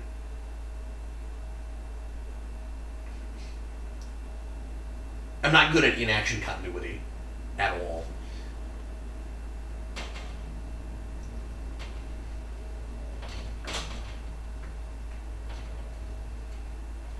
And I'm so used to thoughtless action that sometimes when it's more thoughtful and then they miss something, I'm gonna miss them. You know, I just get excited when we're actually telling story in an action sequence. Yeah. You know, like we were here, and when we get to see characters being resourceful and using their ingenuity and not just winning because that's how the end of the fight is supposed to go, where we actually get to see them encounter resistance and it's difficult and they overcome adversity and they do it through their brain and they try a thing that you think, oh yes, that's very that character. And Black Widow has that over and over again in this movie. Yeah. You're like, yes, that's what she would do. As opposed to just generically, and kicks, and then we move on to the next, and then she wins instead of him, and then we move on. I think Winter Soldier has a lot of, without saying anything, like he's really imposing. And it's those eyes, man. Well, and you know we always talk about Marvel doesn't have villains or doesn't have good villains. I think Pierce is a good villain. And I think Winter Soldier is too. He's a good heavy. I really think, and I'm not dogging on you when I say this, I think there are people that have your costume aesthetic thing to the max, even more so than you do, and that part of the reputation with not great villains is partly just that the great ones aren't in costume much of the time. And we sort of forget them because they're antagonists before they're super villains. And we have that with 2 in a row. I mean, Iron Man 3 and this both have that. Yeah, well, and Iron Man 3 is complicated because people were so angry that wasn't. That your costume villain wasn't actually the costume villain, and they were already on about bad villains in Marvel movies, or unmemorable ones, or mediocre ones. And how dare you do that with the Mandarin right after you did that to Malakat? Well, right before. They're flipped. Oh, okay. Yeah. Well, Malekith's just icing on the what the heck cake. Yeah. How dare you? Wow, she's going all Hitman on him. She's got her fiber wire. I'm concerned that you know what those are called. Because I didn't. If you play that enough, you know that. Because you have to use it a lot. I've killed a lot of people with fiber wires. In Hitman. Yeah, but without Sarah, you would be able to find them. No, that's absolutely right. Yeah, it's an old pastime of my wife and mine. We like simulated murder. It's a good time, but it requires the both of us. We are seriously thinking about making that video. You should. It takes 2, and that's what we'll call it too. It takes 2 to play Hitman. You know, what'd be really funny? We should play it like a date. We should like have candles. I should get flowers. Oh, that's... You guys are hearing us come up with this video idea. That's that video, I think. I like what they're doing with the shield more than in First Avenger. Remember I complained in First Avenger how the paint's always peeling off? Yeah. Here they just dirty it up. It's scuffed up. But the that's colors gonna happen. But the colors are still... Yeah, but it's probably painted with more recent acrylics or something. Oh yes, this was your point. Yeah. Yeah. Yeah, is that we probably have better paint now. Someone knows things about paintings and can know things about paint and can tell us if that's true.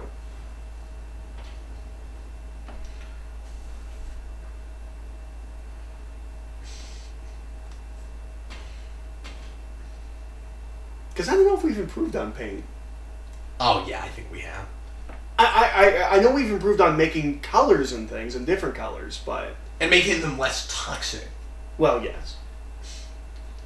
But no, we have, because we have, like, waterproof things that we didn't have before. Oh. Stuff like that. And now you and me, we went, well, yeah, we know, and the rest of the audience said, what? No, I went... Who? I'm sorry, you guys. Because I know you don't remember him from the last movie. What I like about it, though, is that it almost works both ways. You know, in a way where like we're in his head as much as we can be, but he's not gonna do the 90s Spider-Man thing. Oh, you're Bucky, you know, and my best friend. If you don't remember that, it still plays. It's so strange. It still plays as, oh man, he recognizes him. There's something going on. Like in a way, it's almost better if it's not, oh wow, it's this guy, it's Captain America recognizes him, he's in shock, he can't even hardly handle it, and then he'll tell us about it later. Now, I almost like that better. Now, do you think that people... And this is like Dark Knight, in that it is watchable without that. That's what I was going to ask. Do you think that people can just... okay, well, he's... Like even if they saw the first movie, they don't remember Bucky specifically. Do you think that people watched this and was just like, oh, well, he's someone from his past, like... He's explained it to us, and could have even thought that it doesn't. We don't know this information. They're not going to feel lost, especially because of this. Because now we're kind of with Falcon a little bit. Well, sort of. I guess he hasn't even. Yeah, I mean now he's talking about Bucky, but well, and I remember in the theater. Okay, this is playing like they kind of expect us to remember that. I suppose. I still think it works okay though. I remember in the theater. When they go to the Captain America exhibit, we like stop for a second and like listen to a thing about Bucky. I remember in the theater being like, "No one's gonna pay attention." No. Oh, this is here because you know no one's gonna remember this from last movie. Yeah, they've got to recap it. Yeah. I almost expected that picture of the Howling Commandos to just zoom in on Bucky. Circles it. Rhea Hill's very jokey. Yeah. She's real light in this. She's just playing the same character, sort of, that she played in a sitcom. How I Met Your Mother, yeah. And then she's just as a S.H.I.E.L.D. agent. Well, it's so weird. Which I don't totally mind. She could play Maria Hill. I think so too, and we talked about that in Avengers. But it's weird because she's playing her like I would have expected Whedon to write her, and I almost wonder if they're doing that on purpose. Yeah, I don't know. Because Whedon wrote her first. Mm-hmm. And so I'm wondering if maybe they're trying and to give her... This thing is squeezing my brain. That's a Whedon line. Yeah. They're trying to be consistent and make her like a Whedon character. I have a whole thing in my rewind about how I don't buy that she possibly could have gotten there in time and worked her way into that truck.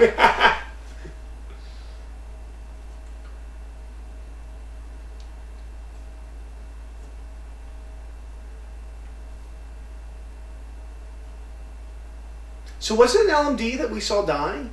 Or was it like one of those things like, I took some drugs that made it look like I died? No, he explains that. Okay. Yeah. It's been a while since I've seen this movie. Yeah, he's just going to tell you about that. Yep, and there's the name of the drug that he took. Yep. Batman does that all the time. That's a real Batman move. Yep, that's right. I don't think we know about LMDs yet. I think the only thing that has done that so far is the TV show. Well, and Tony Stark makes that joke in Avengers. Yeah, but that doesn't mean that they exist. No. Life model decoy, just because that's what we call it in Marvel. doesn't necessarily exist, and he could just be coming up with that term off the cuff. But we do have, not at this point, but we do have sentient robots, so those don't seem like such a big deal after Ultron. Yeah.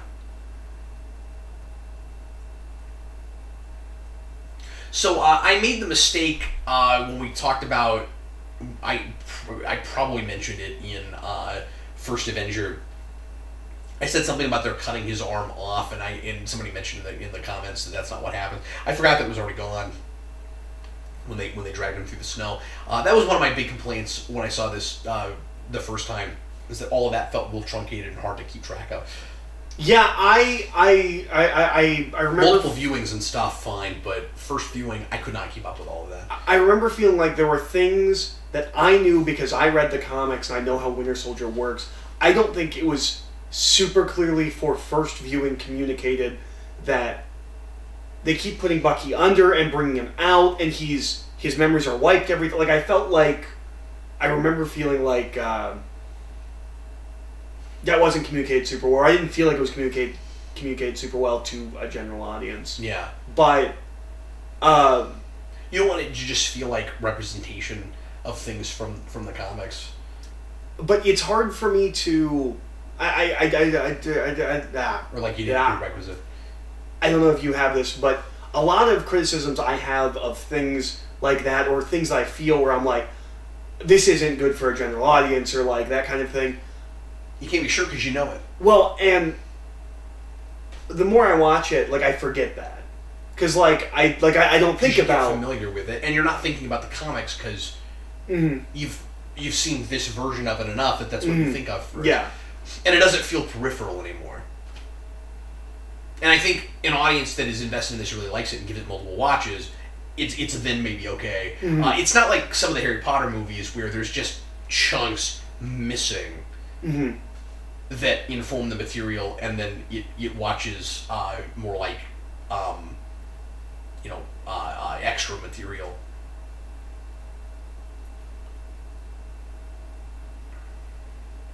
And of course, this isn't like a sad puppy there. Yeah, and of course, this isn't a direct adaptation of anything. No. Well, he should, because this sucks. But having this done to you is the worst. The Winter Soldier process is basically exactly what it is in the comics. Yeah. I don't remember exactly what it is, but there was something about all of this I didn't think was super well communicated. Maybe it's that they... The big thing for me was just they freeze him and unfreeze him. Yeah. I love how asymmetrical this is. It makes it look so much creepier. The design of the thing that goes on his head. Well, some of what makes this feel like Dark Knight, of course, is his theme of the score, and that one unnerving note that doesn't stop.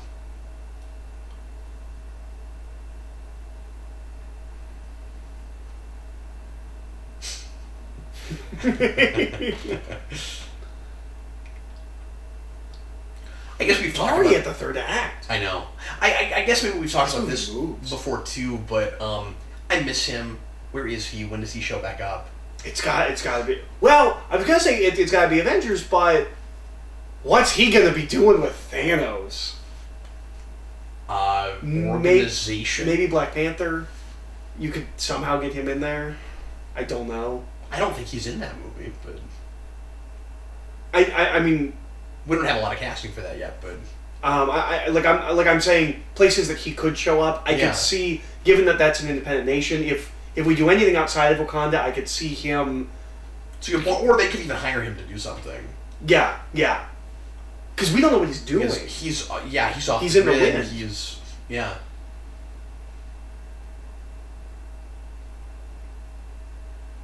I guess maybe he could show up in Ant-Man. That would be weird. Yeah, I don't.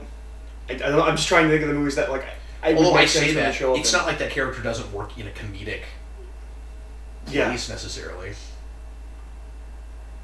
Setting.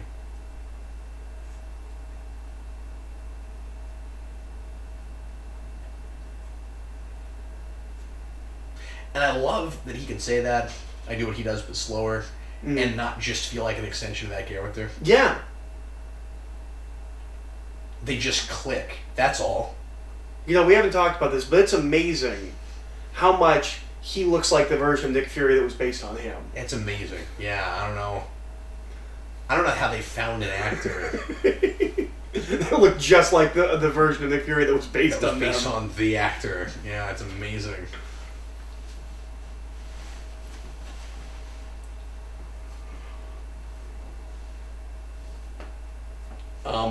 We could have relied on flashbacks a lot in this movie, I suppose. I mean, it's a little bit weird to have one when you do the museum, because it feels that feels like we're finding in the story,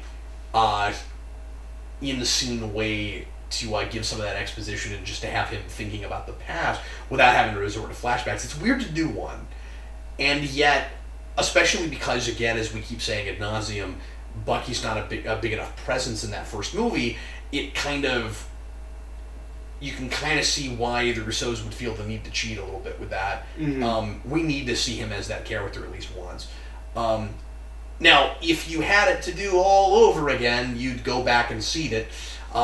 In First Avenger, you would have End of the Line be in 3 or 4 places in that movie. That needs to be there, but unfortunately, we didn't know just how ambitious and grand we were going to go with. Well, we talked about with First Avenger. I'm convinced they don't know that is the next story they're telling. They think they're just leaving breadcrumbs to pick up later. Well, and they also know the next thing that's happening is Avengers. They don't have any plans past that. For them, the next Captain America movie is Avengers.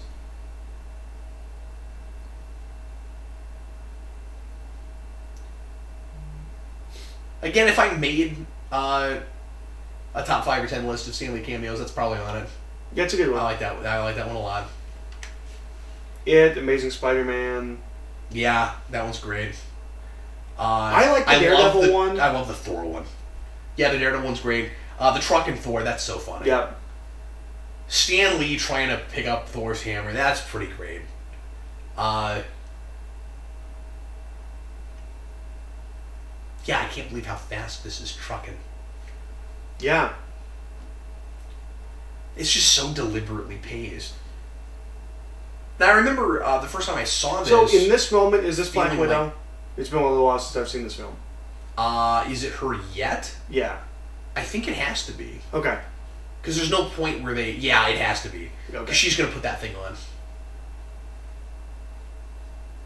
Okay, I was just... Yeah. Yep. Oh, and this is the Danny Putty cameo. I don't know who that is. He's on Powerless. Oh, yeah, okay. He's from Community. He's here, and then another person from Community is in Civil War. It seems to be like a thing the Russos are doing. Mm-hmm. They put like one cast member of Community in a small role in each of their movies. It was kind of fun that they're pulling people from other sitcoms too. They're pulling a guy from Powerless. It's really nice. Oh no, I meant Colby Smulders. Oh. That was my joke. Oh, I thought your joke was. And now I find myself wondering if you would have laughed at that joke. Anyway.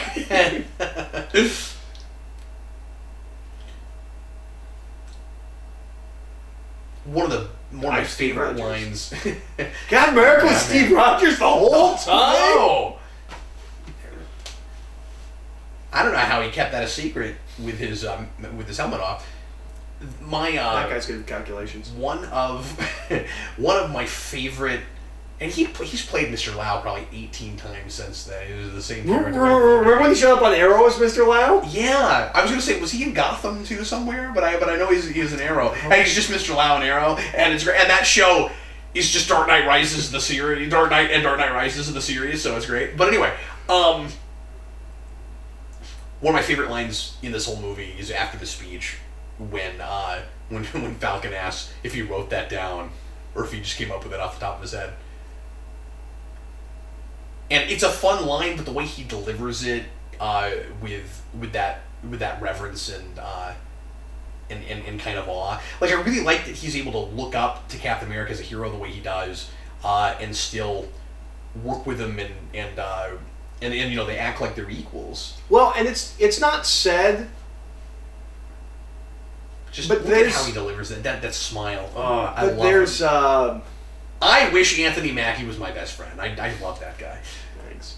Well, my. But I wish you were Anthony Mackie. Is basically what I'm saying, Eric. That I know you're Luke Cage, but I wish you were Anthony Mackie.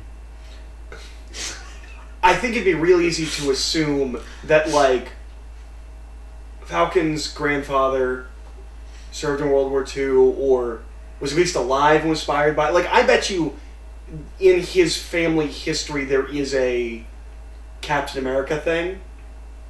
Where, like they knew each other? Or? No. Just inspired by his grandfather would tell him stories like that kind of thing. And I know a lot of the time we hardly consider this canon, but yeah, there's a character in S.H.I.E.L.D. that has a grandfather that was a Howling Commando, so I wouldn't want that done with Falcon also. No. I don't mean connected. I just mean he... Yeah. I wouldn't be surprised if... I don't think he would be a fanboy the way Coulson is. Yeah. But he knows about Captain America and Steve Rogers before... Yeah, it's kind of interesting that we're a little bit ambiguous as to how much he knew about Captain America before he met him. I feel like he probably knows quite a bit. But I don't know. I mean, he obviously knows who he is when he meets him, and we make a big deal out of that. But at this point, everybody knows he's around. Well, and... Okay, so I have a question. We've talked about how, like, there are no secret identities in Marvel. Do the general public know who Steve Rogers... That Steve Rogers is Captain America? I would assume Is that public information?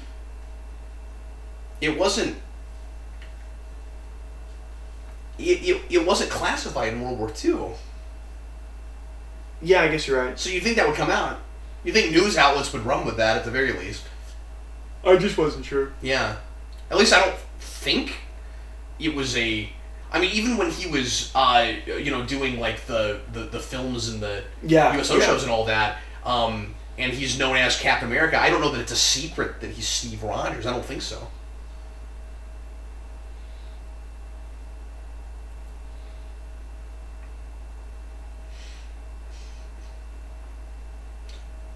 So helicarriers in general are a bad idea. We should stop using them. Mm-hmm. They've never shown up and not gone down. This. Yeah. Mm-hmm. That's a thing that's a comic book trope / tradition. I don't know when it crosses that line. It's a thing that keeps happening, and then people realize it keeps happening and start making jokes about it happening. But we just brought that right over to the films.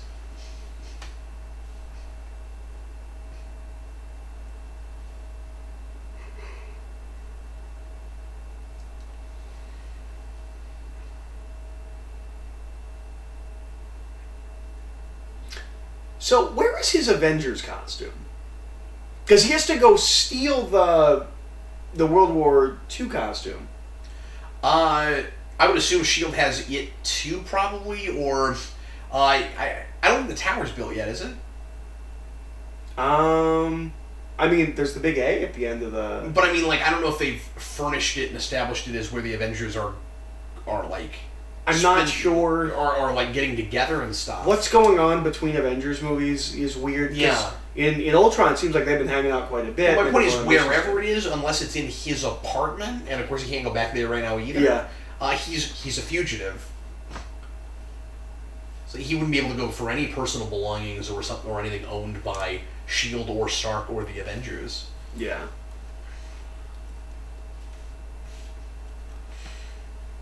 Now, this was a big reveal for me. I didn't see this coming at all. And even when this starts happening, I don't immediately go Black Widow. But you know what's weird? Yeah, I didn't either. And I wasn't wondering where she was this whole time. But you should be. Yeah.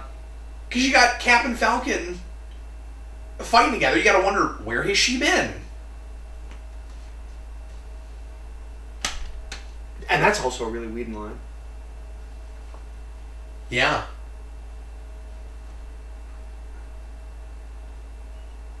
I mean, Whedon dialogue in particular has permeated script writing so much at this point.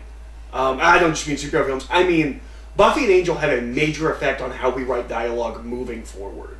Especially on television and film. Yeah. Yeah. That's what I meant. Yeah, but comics too, I mean. Yeah. Anything commercial.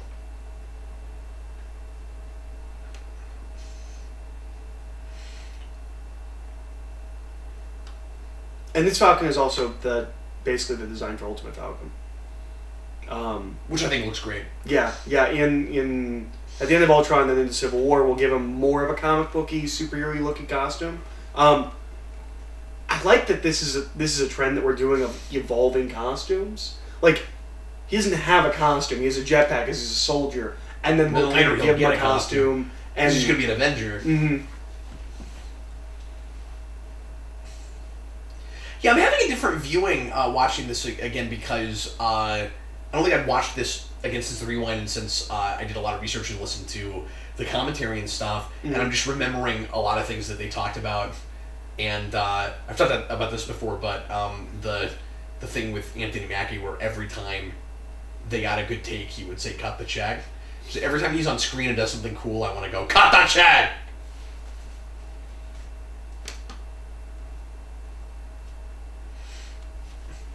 I'm sure this big, globy room isn't going to be important. Oh, that's right. We have this G.I. Joe plot. Of like, you have to go here and put this in here, and then you have to sync it up with this. Yeah. This would be a great video game. It's another one of those. Yeah. Legitimately would have been a cool video game. I could have made a really great stealth game out of this. It's especially if after you beat it, you could go back and play through as Falcon.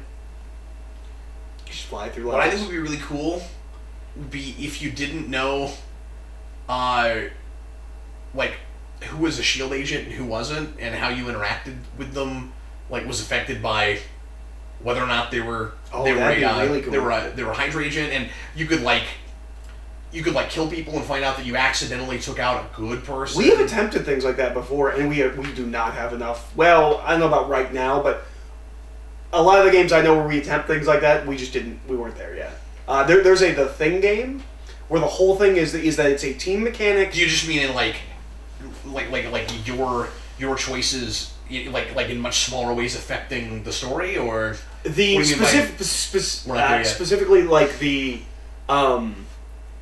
interacting with characters and not knowing where they fall and like it not always being the same kind of a thing. Like there was The Thing game where you had a team and randomly some of your members of the team are the Thing, and you could like blood test them, but it didn't matter because you could blood test them and they could say they're not the Thing, and you could turn around and 2 minutes later they would be the Thing.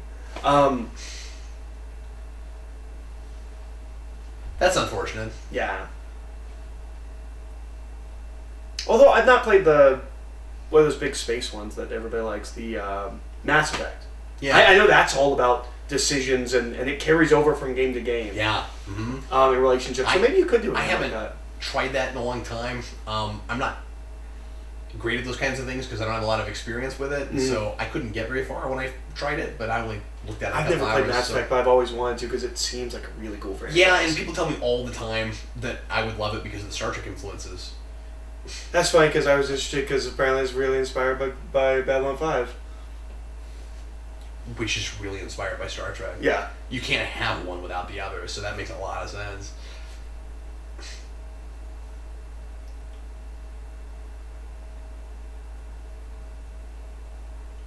Wait, so he is the head of S.H.I.E.L.D. So what is he?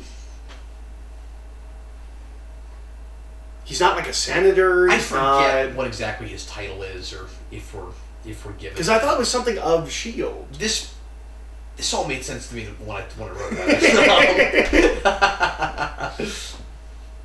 Finding that more and more as we do these. I guess we're supposed to have some kind of oversight. But it doesn't seem to matter much, because again, he does seem to work autonomously.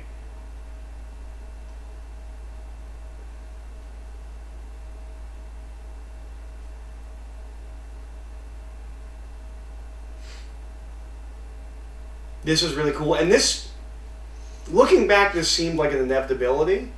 But it didn't feel like that. Like, I just assumed we'd never see under the eye patch. Yeah. But, like, once you see under the eye patch, you're like, oh, yes, of course you have to do that at some point. Yeah, and I love that we do it here because this in some ways is his movie. I mean,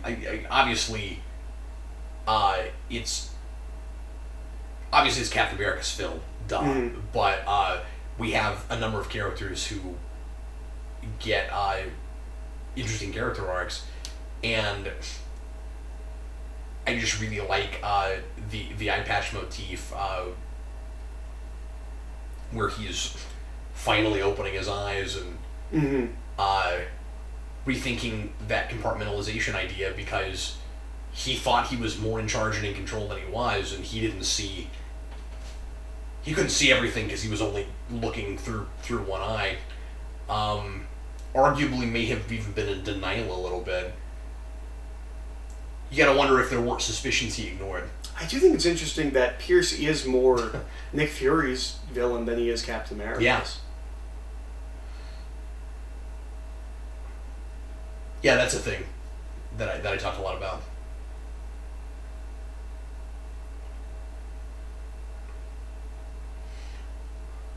And I told you I read some of the Falcon Cap stuff, and I really like that stuff. I think Anthony Mackie could be Captain America on screen for a while. I think so too. I would like to see that at this point. At the very least, do a Falcon movie, but I would like to see that too. And I'm not going to be surprised if they go there. No. Because when he throws that shield away in Civil War, he's not going to be Captain America the next time we see him. And if we feel the need to continue that mantle, there's only one answer. Especially because Bucky is in ice right now. Yeah, we're not gonna have Bucky Cap. Not yet. I think that could still happen. One thing I'm really hoping we don't do is thaw him out too fast. He needs to be put away for a while. He cannot be mentioned in Black Panther. We put him in Wakanda. I cannot. The Black Panther movie cannot be about people trying to get Bucky from Wakanda. No, it should be about Black Panther stuff. I don't want to go as far as to say that it can't be mentioned. I can see a situation where Black Panther would talk about it, but I don't want it to be the story. I think there could be a reference to it. Yeah.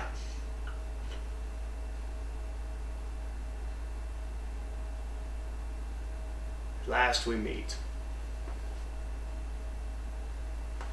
I also tend to stay away from walkways. That seems to be like bad places to be. Is on At walkways. least she's got a railing. It's true. It's true. You know, that's good.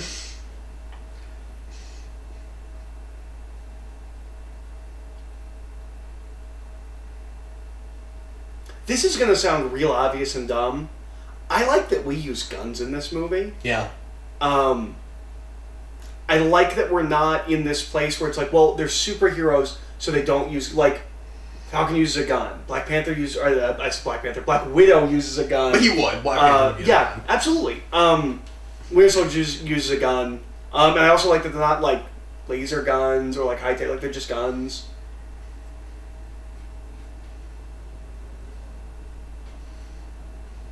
I feel like in the 2000s, we would have made this kind of movie and none of them would have been using guns because it's a superhero movie and superheroes don't use guns. There's a lot of things, of course, to say about their relationship that we haven't, and how Winter Soldier is kind of the furthest extent of what Hydra is trying to create. That we haven't even touched on, that we could be talking about, that I've spent a lot of time on in other places.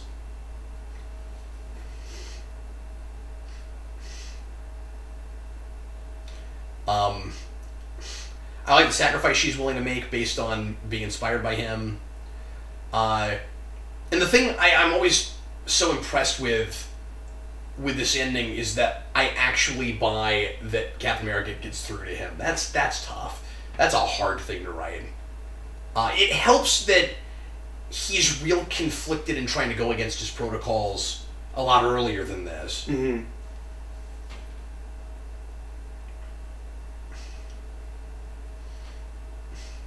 Well, and I think there's a thing where they don't reset him. I feel like that was a thing where, because usually whenever he goes on a mission, they like wipe his memory and his mind. Well, they tried to, and it doesn't work, right? I think it. He's like holding on more this time. Yeah, I think it does, but that's the deal. Yeah, I mean that's that shock thing. That's the whole point of that. We saw that happen, and they sent it back out after that. That's right before they sent him out this last time. But I thought I remember there being something about it not taking as much or something like that. I don't think so. I don't know that that's mentioned anywhere. But it makes sense that if he was as rattled by seeing Steve's face and was starting to kind of pull out of his trance because some of that individuality was coming back the first time, it would happen again. Yeah, at that point, you just don't put him on Captain America missions, right? Yeah, but the problem is, who else do they have that can... I mean, maybe the deal is they need more, Winter Soldiers, and then we find out they tried that later on, but... I'm glad we deal with that in Civil War, because that was always a question I had. I was like, why do we only have one? And of course, that's kind of interesting, because you got basically the same thing with the Super Soldier program, where it didn't take, and and he is the perfect anti-Captain America, without that being silly.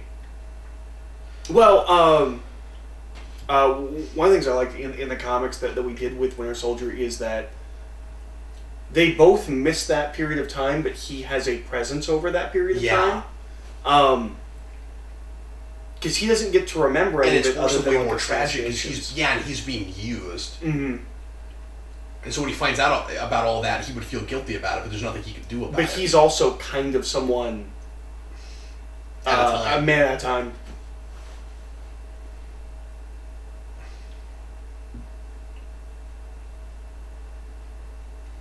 Just fire at all of them. It seemed like a big red area. Just hit them.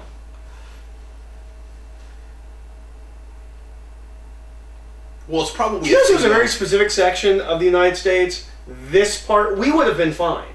Like, this part of the United States, totally cool. Do all the people you see as threats live in one area of the country?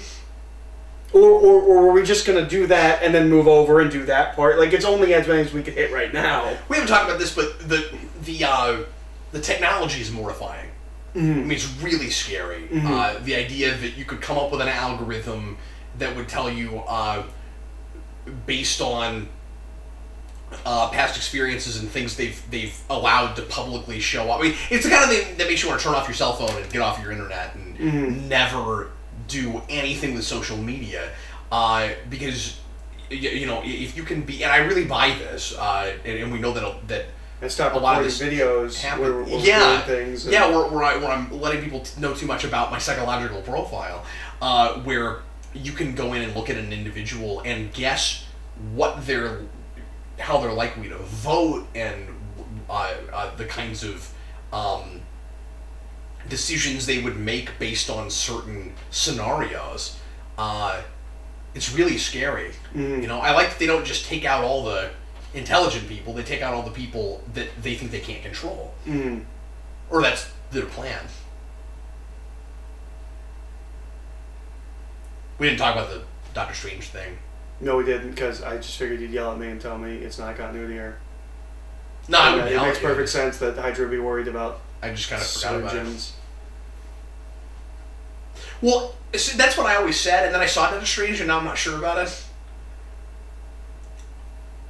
I don't know what he's doing that makes him dangerous. On the same level as Tony Stark. Well, remember, it's not about being dangerous. It's about it's not about anything they're doing right now that's dangerous. It's about people that are intellectually too powerful, if they can't be controlled, that they could be a threat to you when you take over. They're basically trying to preempt superheroes and such. I don't know that the Doctor Strange, before he becomes magical, is someone that would necessarily be on your radar for that. Yeah, I don't feel like he would be. Like, he's a good surgeon, he's one of the best surgeons, but like, he doesn't go rogue, he's just... I also don't know why he would be famous enough that the people on that roof would know who he was talking about. And that you would put his name with Tony Stark, and there's another one. That is one of those places where Bruce Banner maybe was in there. I forget. Maybe. That's That's one of those places where, we don't really know where we're going yet. I mean, they have no idea what their Stephen Strange looks like when they write that line. No. Which is so interesting because we've had that movie already and it's only been 2.5 years.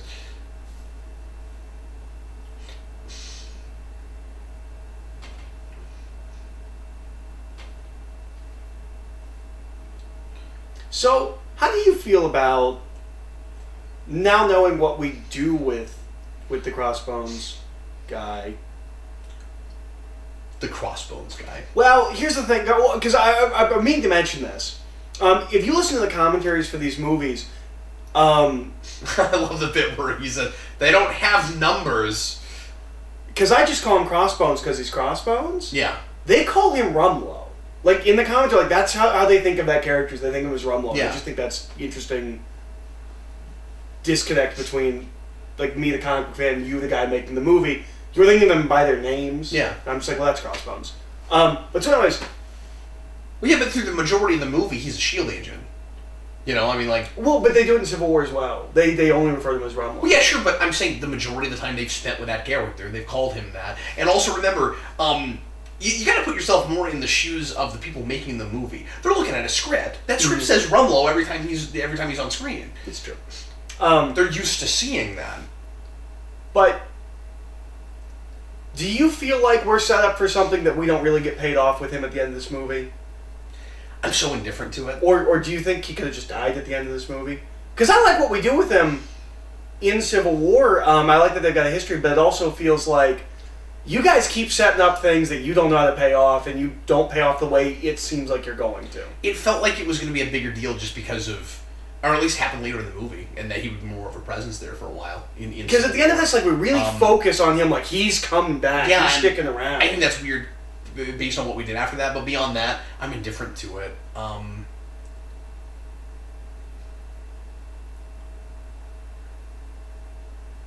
I feel like Marvel does that quite a bit. Like I feel like we really have... And it's not a weakness that people talk about, but, like, they do keep setting things up and not paying them off, like the Mandarin. That's not what people expected that was being set up. I feel like they do that a lot.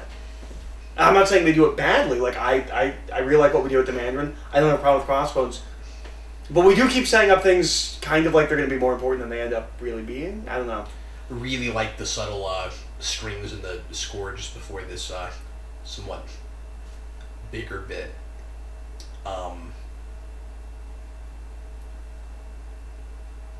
It's not one of those scores that feels too much like it's telling you how you're supposed to feel. It's just you're feeling that already, and then that enhances it. There's a subtle difference. Yeah, it's just melancholy. I also think this is almost, I don't know, watching this movie again makes the ending of Civil War feel more tragic for Captain America, because I have seen him go through all of this and manage to not let the world change him. And then finally he makes the mistake he makes in Civil War. Mm.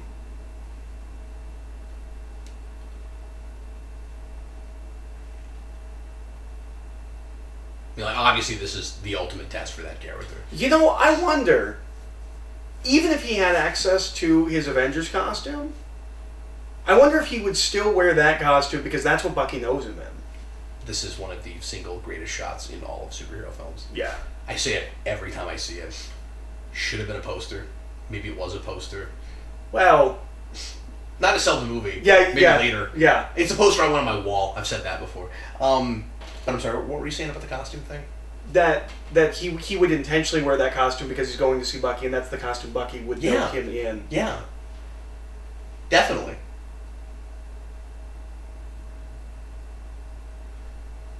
Yeah, and that's your connection back to the first film. Mm-hmm. And to who he used to be, and I mean, it's really important thematically for what he represents and what he feels like the world is missing, but he's refusing to believe will always be missing, and that's just great writing.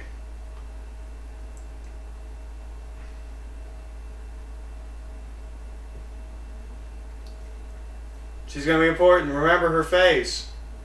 You're not going to remember her face. I always forget that's who that is, actually.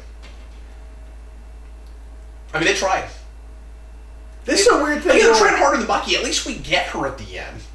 That's true. I mean, Bucky we lose in the middle of the second act, and that's it.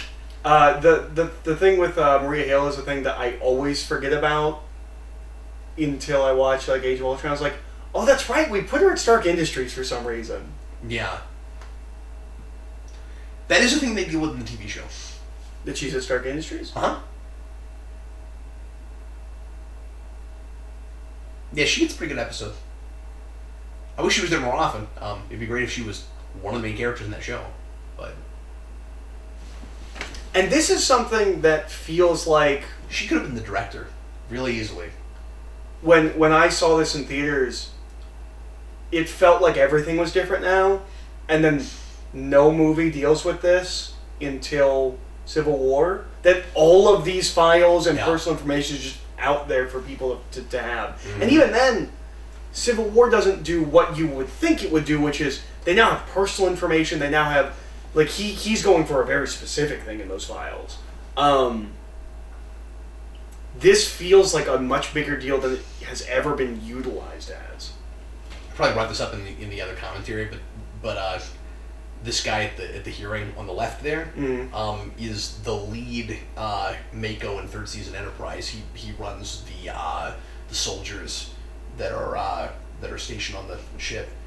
They make a big deal out of the idea of like Earth-based army on a starship, and he's the lead guy. He's great. I want her to end her speech. You know where to find me? With my friends. The giant green monster, the dude in armor. Remember these names. Steve. Tony. And Hulk. And this is one of those things we're still waiting for what we're doing with this. He comes back in Age of Ultron, but it's not really building on where we leave him here. Yeah. Again, you get a little bit of it in the TV show, but it's mostly just him coming back to help Coulson for an Avenger and then leaves again. Path of the Righteous Man is Pulp Fiction. Yeah. I'm sure there's someone that hasn't heard of that yet. His hood's purple. That's a thing. Oh, really? Oh, he loves purple. Oh, okay. It's why he's a purple lightsaber. The lightsaber, yeah. It's why Mr. Glass is purple. Oh, really? Yeah, no, he's all about the purple. I never noticed the purple thing with Glass. Oh yeah, he's always yeah. Purple suits and stuff. Yeah. I'm honestly not. I mean, I love that movie. I've seen it maybe twice. Yeah. His color's purple. Unbreakable's color's green. It's a. Oh, okay. Cool.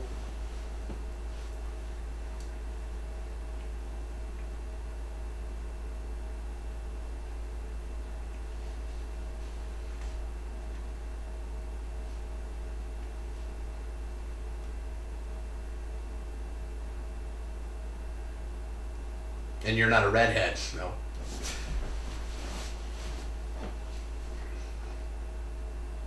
She likes playing matchmaker. Yeah.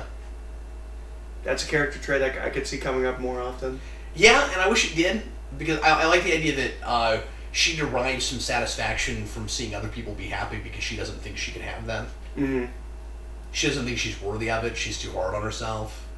That's a thing. I feel like that image should have shown up earlier in the movie. Yeah. Just to give people a better sense of his being frozen and what all that's about, and at least, you know, it would give people some kind of a way to latch on the title a little bit. Yeah. So it's a little weird. I can't believe this is over already. It's a little weird that I've always thought this movie ended with the intention of a Captain America sequel being the next movie. Because so much of this gets dropped immediately when we get to Age of Ultron. It is somewhat problematic. And he's... when do we do work? Well, first we got to go get the Loki staff. Well, and then when Falcon's in that, he's like, well, I've been working on that missing persons case. Which I at least they bring it up. That didn't you know what, honestly, that was... I didn't know that. I didn't get it. Yeah. I'm an idiot. I didn't get that. That's great. Oh, boy. I really like that. It just doesn't get much better than this.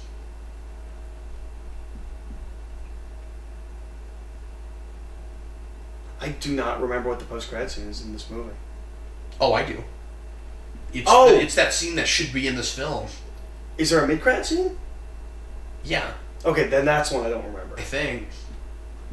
I mean, I know what it all is, but now that you brought it up, now I'm like, oh wait, I can't remember. Frank Grillo. No, maybe it is just the one. Is it? Okay. I think so.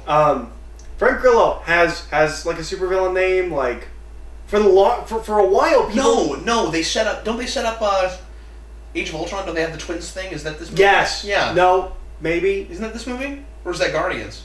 No, I think it's this. I think it's this. Where's Guardians then? No, it had. No. It is this because.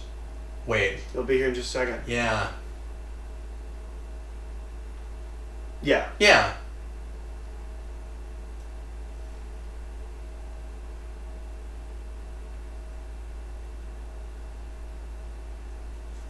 Yeah, because they have to set up Strucker and that's another thing that we expected would have been a bigger deal than it was. Mm-hmm. The way it's set up here. Yeah, you would have expected him to kind of be a villain in that film. Yeah. There's also some allusions to him in the TV show. I think he might actually show up in the TV show. I can't remember, though. It's just been a while since I've watched a lot of that. He's got a monocle. Yeah. Yeah, it's kind of interesting because one of the things I like about this movie is nobody from Hydra looks like they belong in Hydra. That's the point. They're hiding in plain sight. And these guys are in the background, and they're just Hydra guys. This sequence is longer than I remember it being. Yeah.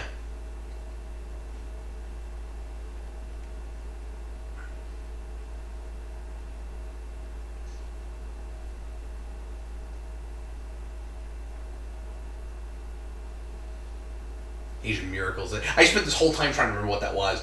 Age of something, rather. Well, and I made the argument at the time I wished it was Age of Marvels. I couldn't get anybody on board with that idea.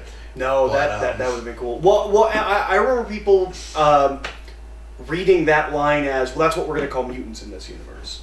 Yeah, we call them miracles, and I never... It doesn't make sense. I never thought that would stick. Yeah. And also, if there are very many of them and you can pinpoint what causes them, they're not miracles.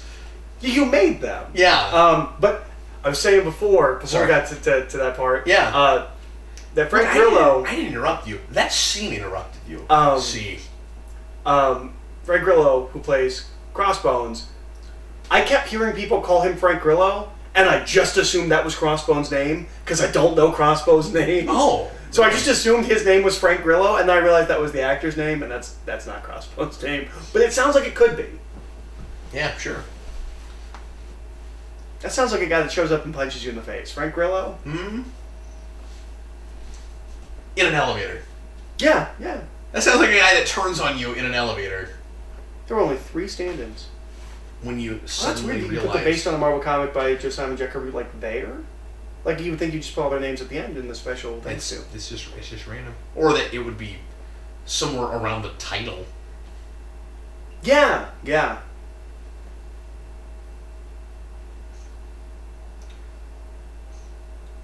See, I'm used to just talking about things that we, at least, when we do our regular commentaries, that we don't generally, or that we hadn't managed to get to, rather, during the film. And with these, you've been responding a lot to things that are actually in the credits, which I'm just not used to doing. I like looking at credits. Yeah, no, I do as well, but it's just a habit I've gotten into over the years. His name is Vajvado? And I think part of that is because when I listen to creator commentaries, they tend to do that too. Whereas what are some other things that we didn't get to? Although I've also heard some where they just make fun of the credits. Yeah. But those are mostly for comedies. That can be fun. But you'll talk about credit layout and stuff, which is a thing that I totally could do, but would just assume would bore people to tears. And so I don't. Caterer, Tony's Catering. Oh man, electricians. Sean Where did they get Tony's Catering? You think Steve's catering would be catering this film?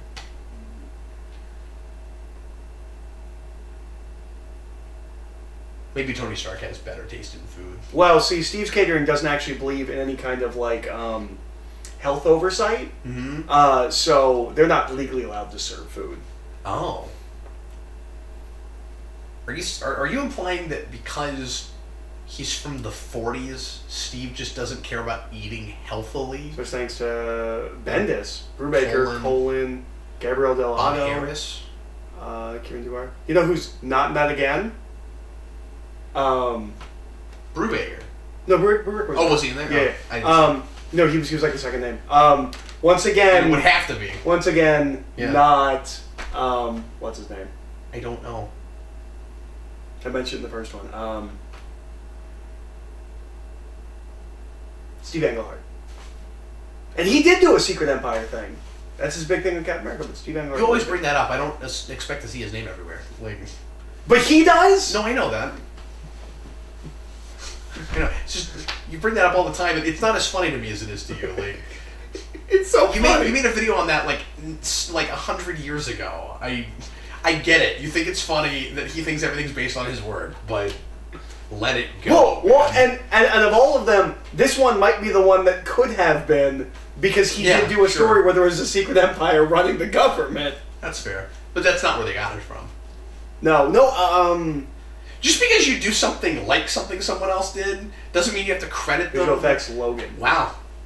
I didn't know. Good job. Yeah, thanks, buddy. I did the best I could. Actually, apparently this Hydra stuff comes from Secret Warriors. Oh, really? Yeah, apparently that's a big reveal in the Secret Warriors comic that... I thought it was just a thing they thought of.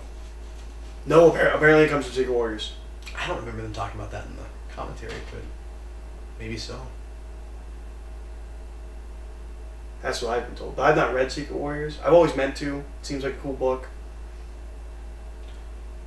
Yeah, I kind of thought the way they... I mean, maybe they thought of this and it's also the thing that they looked at, but or that they thought of because they read a thing. But the way if memory serves, the way they've talked about it is that it just kind of hit them as a thing that totally could be going on, and that they could make connections. And oh my god, wouldn't that be fascinating? And it's a real logical place to go because that nobody thought of. After World War II, we took a Nazi scientist, we had them work on the space program. What would we do with the Hydra people? How would the Hydra people be? It makes sense. And also, from Captain America's perspective, feeling the need to have an explanation for today's perceived modern cynicism, I think is a fantastic notion.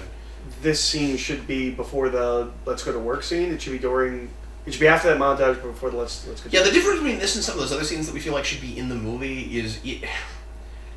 I don't know how you naturally cut to it, because it is shot like an after-credit scene. Mm-hmm. Like, there's not much to it.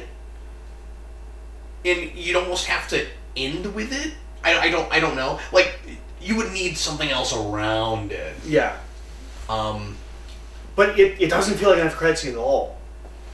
That should say like Captain America and the Winter Soldier. Oh, we have the title when this movie comes out. Oh, but I guess they wouldn't both return in that movie. No. But Falcon will. Captain America, Falcon, Black Widow, and Nick Fury will all return. The Avengers that were in this film will return in the other Avengers film that we're going to put out soon. Everybody, thanks always for watching. We sure appreciate it. And we will see you next time when we will be shocking the crap out of ourselves watching Amazing Spider-Man 2. So, if you want to see that... tune in. And I'm so excited. I know, and you just can't hide it. Tune in then, and once again, thanks for watching. I am Captain Logan. I'm Eric.